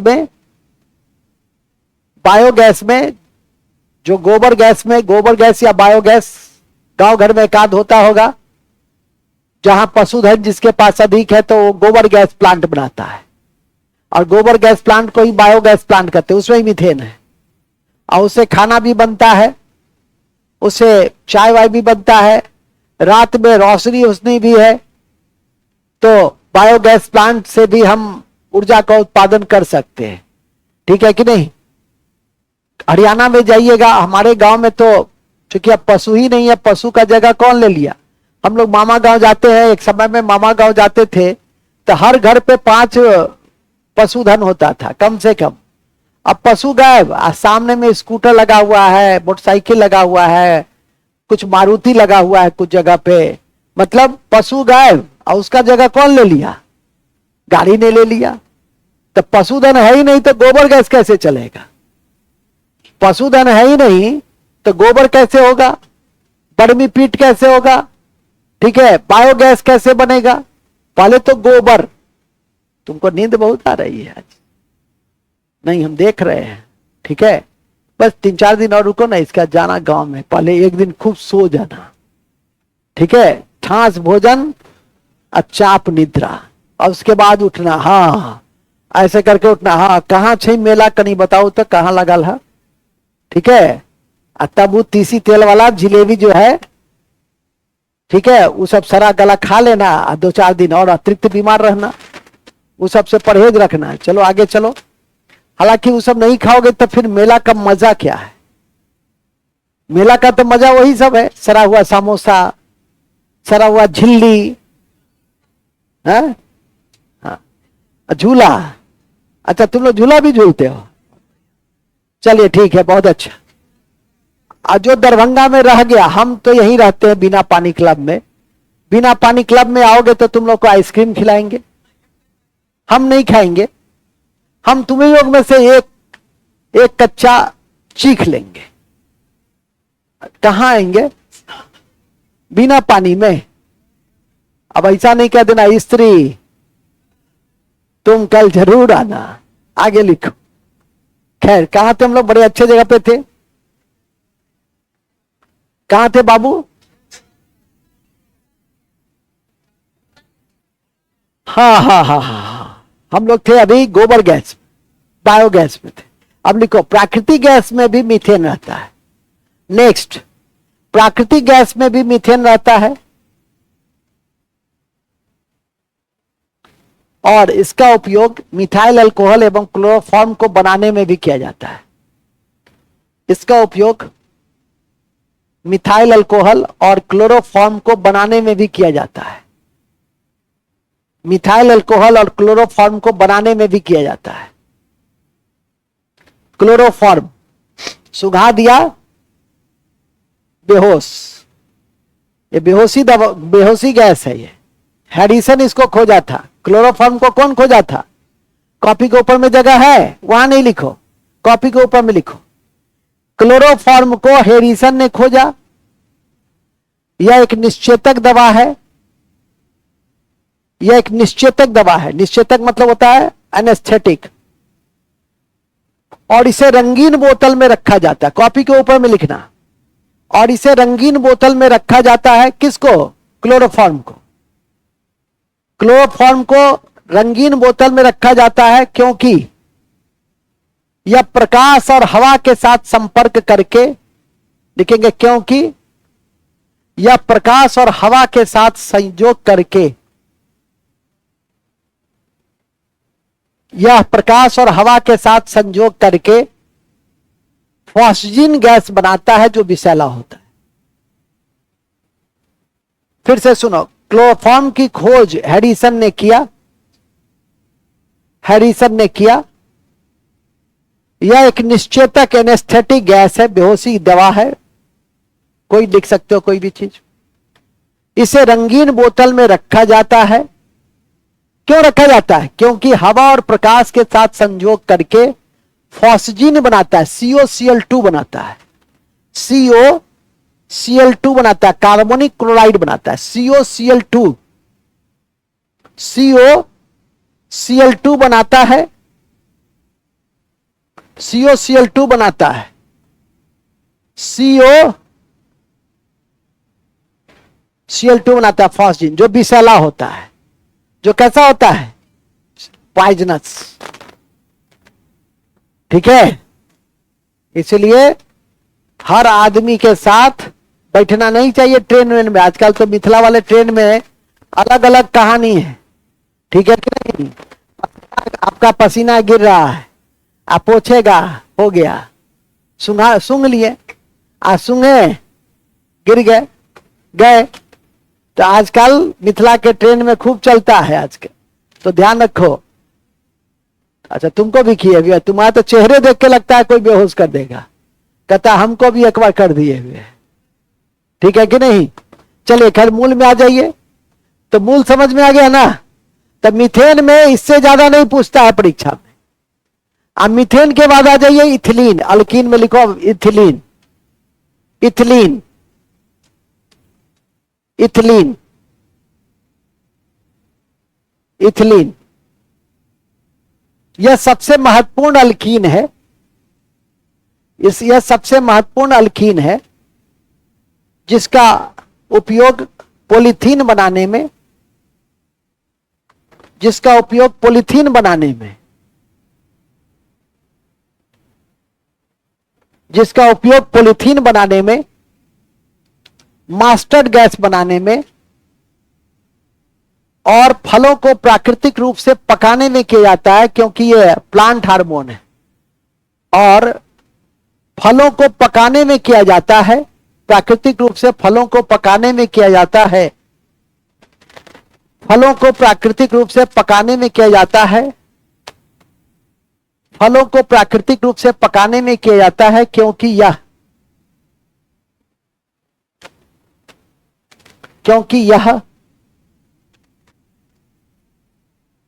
यह प्लांट हार्मोन है, पौधा हार्मोन है।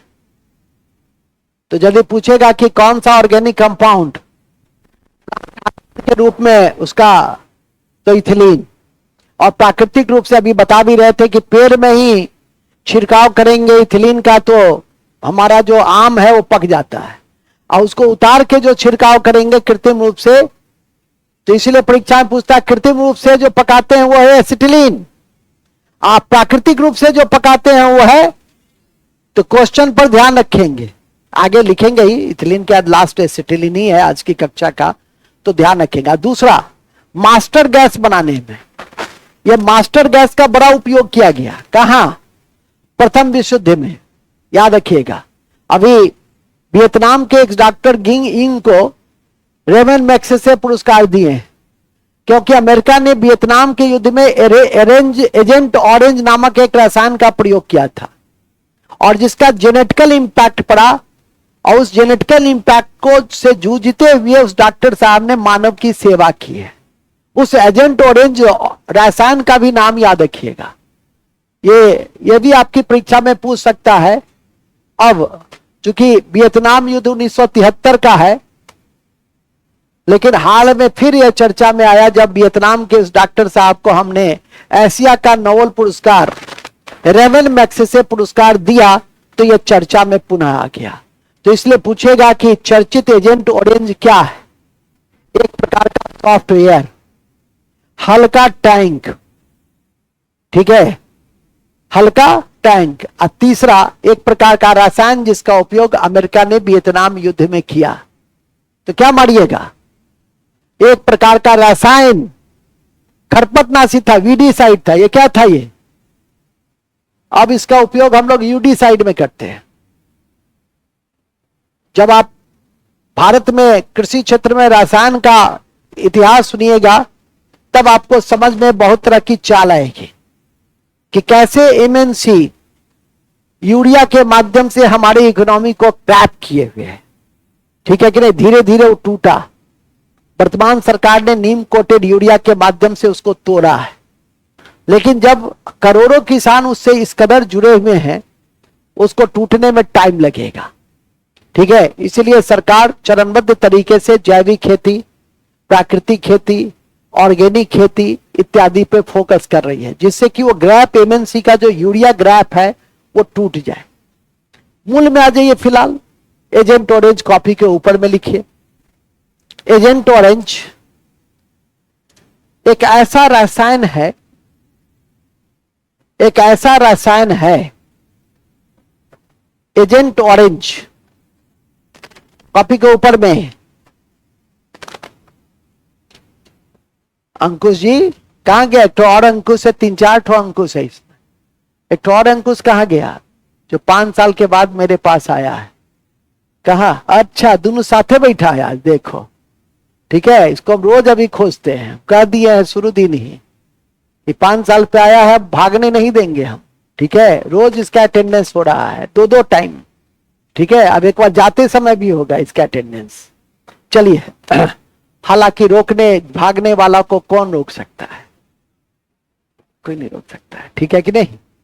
पहले हम बड़ा सख्त रहते थे, पिटाई उटाई सब कर देते थे, अब छोड़ देते, अपने भोगेगा, अपने बेरोजगार रह जाएगा, समय पर मैं रोज कहता हूं कि सही समय है, सही अवसर मिलने वाला है, और अभी जो काम कर लेगा उसका जीवन सुखी रहेगा, नहीं तो 2-4 साल तो ऐसे ही भटकन है। सरकारी अवसर बहुत कम मिलता है, रेयर मिलता है बड़े स्तर पर, छोटे मोटे स्तर पे तो मिलता ही रहता है, लेकिन बड़े स्तर पर ये बहुत कम अवसर होते हैं कि जब अनुकूल माहौल अभी रोजगार के संदर्भ में बना हुआ है।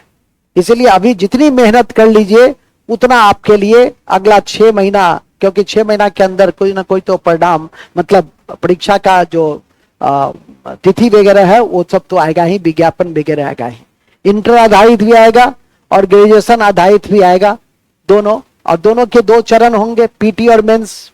और 150 को बिहार की परीक्षा में 150 क्वेश्चन की परीक्षा होती है, और 90 से 100 क्वेश्चन जीके जीएससी होता है, और 25 से 30 क्वेश्चन मैथ होती है, 25 से 30 आपकी रीजनिंग होती है। यदि 90 क्वेश्चन जीके जीएस हुआ तो मैथ रीजनिंग 2 4 5 क्या करता है, ऊपर बढ़ा देता है।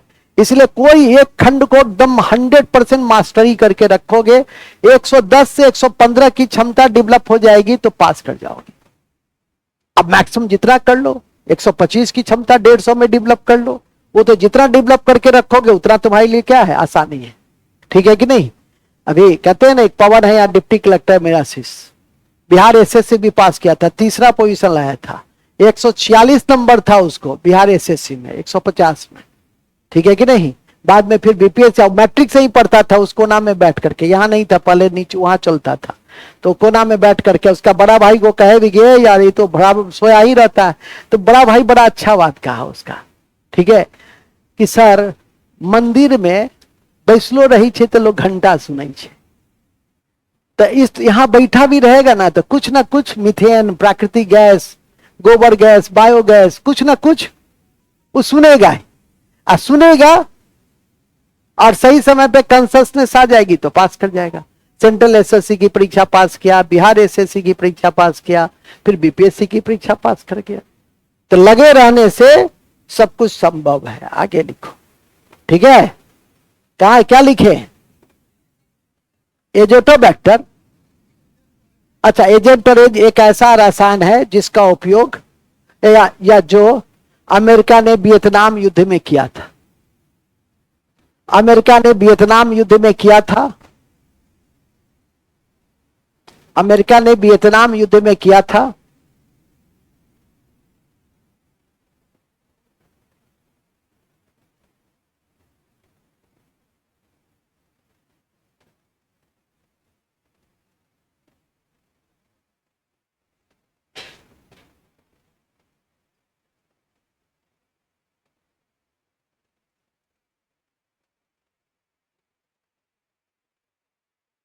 ठीक है, अमेरिका ने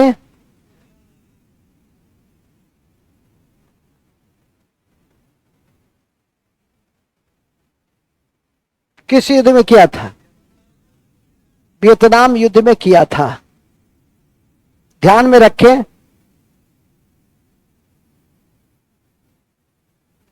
कि हाल ही में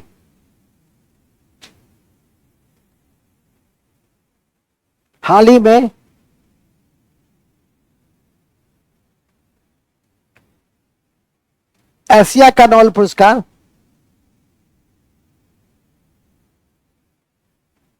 एशिया का नोबेल पुरस्कार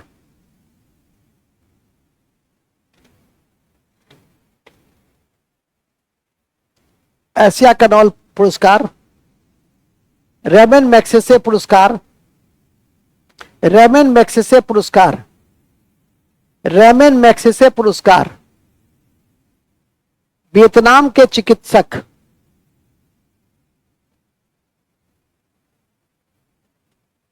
वियतनाम के चिकित्सक वियतनाम के चिकित्सक को दिया गया। यह पुरस्कार 1958 ईस्वी से दिया जाता है। यह पुरस्कार, चिकित्सक का नाम छूट गया ना, चिकित्सक का नाम लिख दो ना, ग्युएन नोक फुओंग, बड़ा लंबा चौड़ा नाम है, लिखो ना गुएन, गुएन या नोक लिख दो, नोक, नाक से नोक लिख दो, गुएन नोक, लंबा नाम है, तुम दो नाम लिखो ना, गुएन नोक को दिया गया। यह पुरस्कार सबसे पहले 1958 में, यह पुरस्कार सबसे पहले 1958 में दिए गए थे। कौन? रेमन पुरस्कार, एशिया का नोबेल पुरस्कार है। फिर लिखिए, पहले भारतीय विनोबा भावे थे, पहले भारतीय विनोबा भावे थे जिन्हें यह पुरस्कार दिया गया, जिन्हें यह पुरस्कार दिया गया। पहले भारतीय कौन थे? विनोबा भावे थे जिन्हें यह पुरस्कार दिया गया। चलिए, अभी हम लोग करेंट में नहीं हैं, अभी हम लोग कहां हैं? क्या? हसुआ की बाह में खिड़पी का गिर जाता है। पूरा पढ़ लिया संविधान, पुरस्कार किस आर्टिकल से दिया था? 11 में से पुरस्कार का आर्टिकल होगा। हाँ, नहीं पढ़ा है, अभी पढ़ाना शुरू करें तुमको हम। समानता का अधिकार नहीं पढ़ा है, उसमें पुरस्कार उपाधि नहीं पढ़ा है, तो कुछ पूछ लेना है बीच में, ठीक है? हसुआ के विवाह में पढ़ा रहे बायोलॉजी, अब पूछा सर कौन आर्टिकल से, पूरा तो अभी पूछे हम समानता का अधिकार, और उसी में से निकाल दिया आर्टिकल तुम्हारा हम। चलिए आगे लिखिए, कहां थे हम लोग? कहां थे हम लोग? बड़े अच्छा जगह पे थे हम लोग, थे फुओन नोक में। अभी याद क्या कराना है? फुओन नोक, एजेंट ऑरेंज, रसायन, इसको याद करके रखना है। तो इथिलीन में आप देख लिए, मास्टर्ड गैस को लिख लो। मास्टर्ड गैस का उपयोग, मास्टर्ड गैस का उपयोग प्रथम विश्व युद्ध में किया गया था। प्रथम विश्व युद्ध में किया गया था।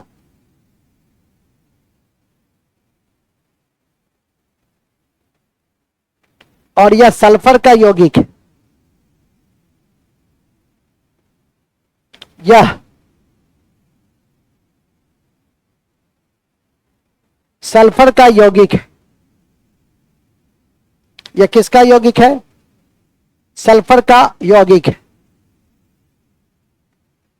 किसका यौगिक है? यह अत्यंत विषैला होता है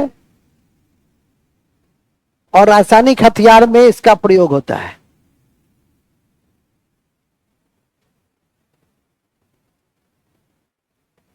ठीक है?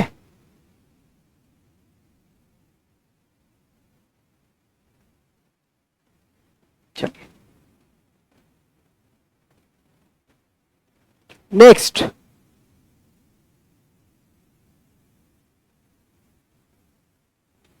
ओके।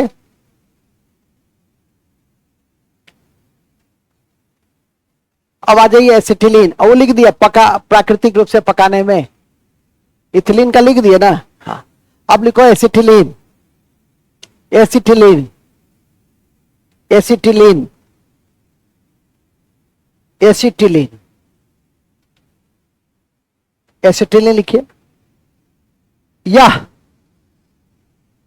कैल्शियम कार्बाइड को जल से अभिक्रिया करने के बाद प्राप्त होता है। यह कैल्शियम कार्बाइड को जल से अभिक्रिया करने के बाद प्राप्त होता है,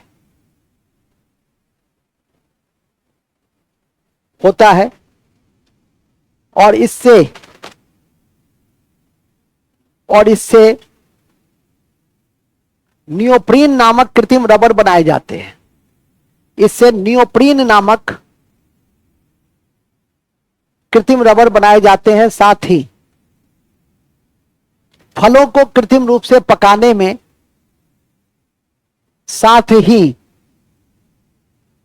फलों को कृत्रिम रूप से पकाने में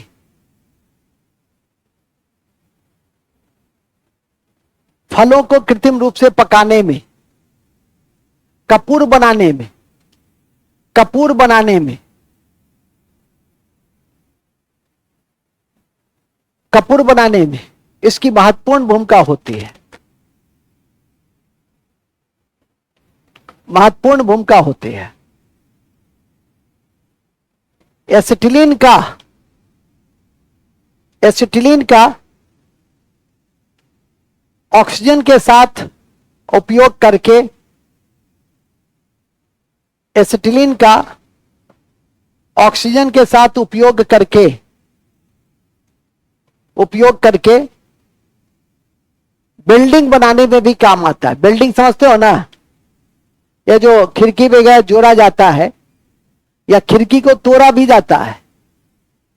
आजकल चोर सब भी, चोर महाराज जी जो होते हैं, नहीं तो चोर महाराज जी बिल्डिंग को तोड़ भी देंगे चुपचाप, आवाज भी नहीं होती है। अभी फिर पूछेगा सर ये जो चोर जो है बिल्डिंग तोड़ता है किस अनुच्छेद में है? इसको जो अनुच्छेद पढ़ना था वो पढ़ा नहीं, समानता का अधिकार, उसमें सब स्पष्ट रूप से लिखा हुआ है। नहीं लिखाए थे 14? अच्छा अब इससे थोड़ा परिचर्चा कर ही ले, खड़ा हो तुम। अब हमको छेड़ा है तो अब छोड़ थोड़ी देंगे इसको हम। 14 मेन चीज तो गायब है, रूल ऑफ लॉ। 15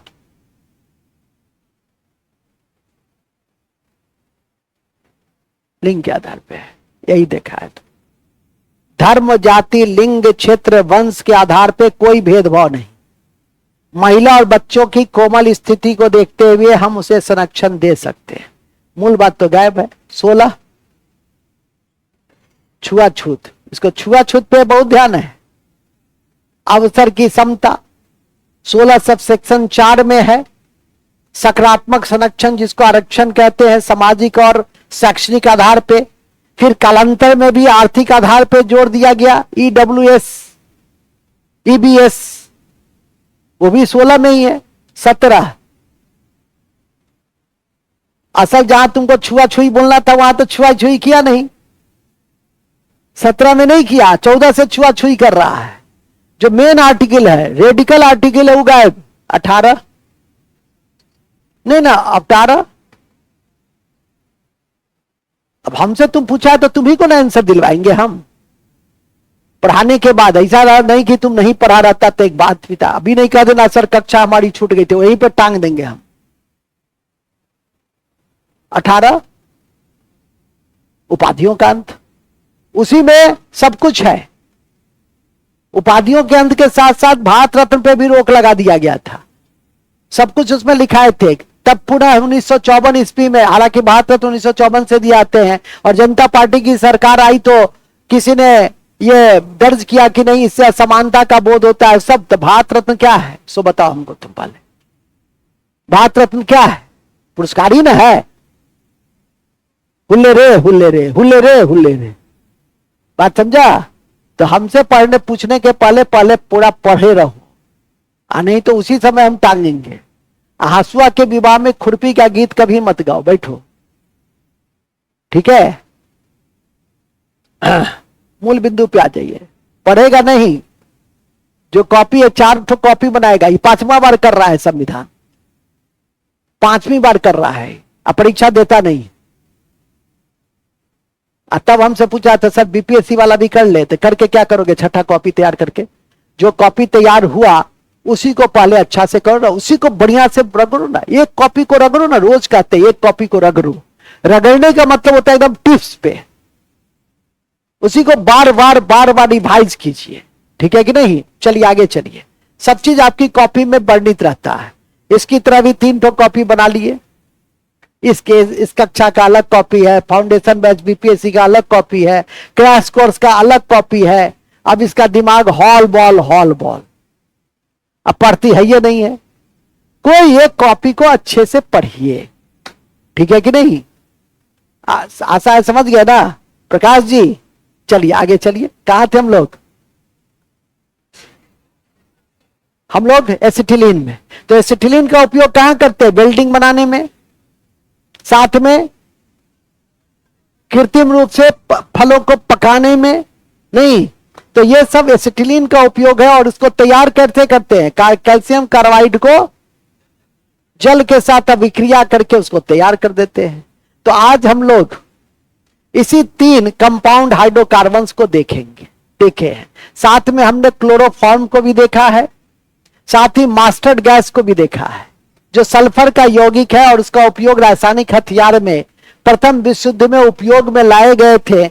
इसे याद करके रखिए, जो बता दिए उसको याद करके रखिए, नहीं तो फिर पूछेगा हमसे ये कि सर प्रथम विश्व युद्ध में किस गैस का इस्तेमाल किया गया था 1 महीना के बाद, ठीक है कि नहीं? विविधा पढ़ाते रहेंगे, वहां पूछेगा, हम कहेंगे ये सब तो हम केमिस्ट्री की कक्षा में बता दिए थे। आशा है कि इन बातों को ध्यान में रखिए। बार बार कहता हूं कि जो पढ़ा दिए उसको रिवीजन कीजिए अच्छे से। आने से पहले एक बार जरूर रिवीजन करके ही कक्षा में बैठेंगे। अगले दिन फिर मेरी कक्षा होगी और इसी कड़ी में हम लोग अल्कोहल, अल्डिहाइड, एसिड, ठीक है, और ढेर सारे ऑर्गेनिक कंपाउंड, जो 15 ऑर्गेनिक कंपाउंड आपको कम से कम दिए हैं, और फिर मानव जीवन में रसायन, और उस मानव जीवन में रसायन के क्रम में ही हम कोलाइडल सॉल्यूशन, और थोड़ा सा छोटा एक चैप्टर है टाइप्स ऑफ बॉन्डिंग, ठीक है, उस टाइप्स ऑफ बॉन्डिंग के साथ और अन्य बातों के साथ हमारी कक्षा केमिस्ट्री की मैं पूरी कोशिश कर रहा हूं कि दुर्गा पूजा की छुट्टी देने से पहले आपकी कम से कम केमिस्ट्री समाप्त हो जाए, कि जब आप दुर्गा पूजा की छुट्टी मना के आएंगे तो नया सब्जेक्ट, जो मेगा सब्जेक्ट होगा ज्योग्राफी, उसकी मैं शुरुआत आगाज करूंगा। इन्हीं शब्दों के साथ हम 5 मिनट का ब्रेक देते हैं। 5 मिनट के मतलब थोड़ा सा पानी सानी पी लो, ठीक है कि नहीं, और फिर हम लोग आगे की कक्षा कर लेंगे। तब तक के लिए टेक रेस्ट। Thank you.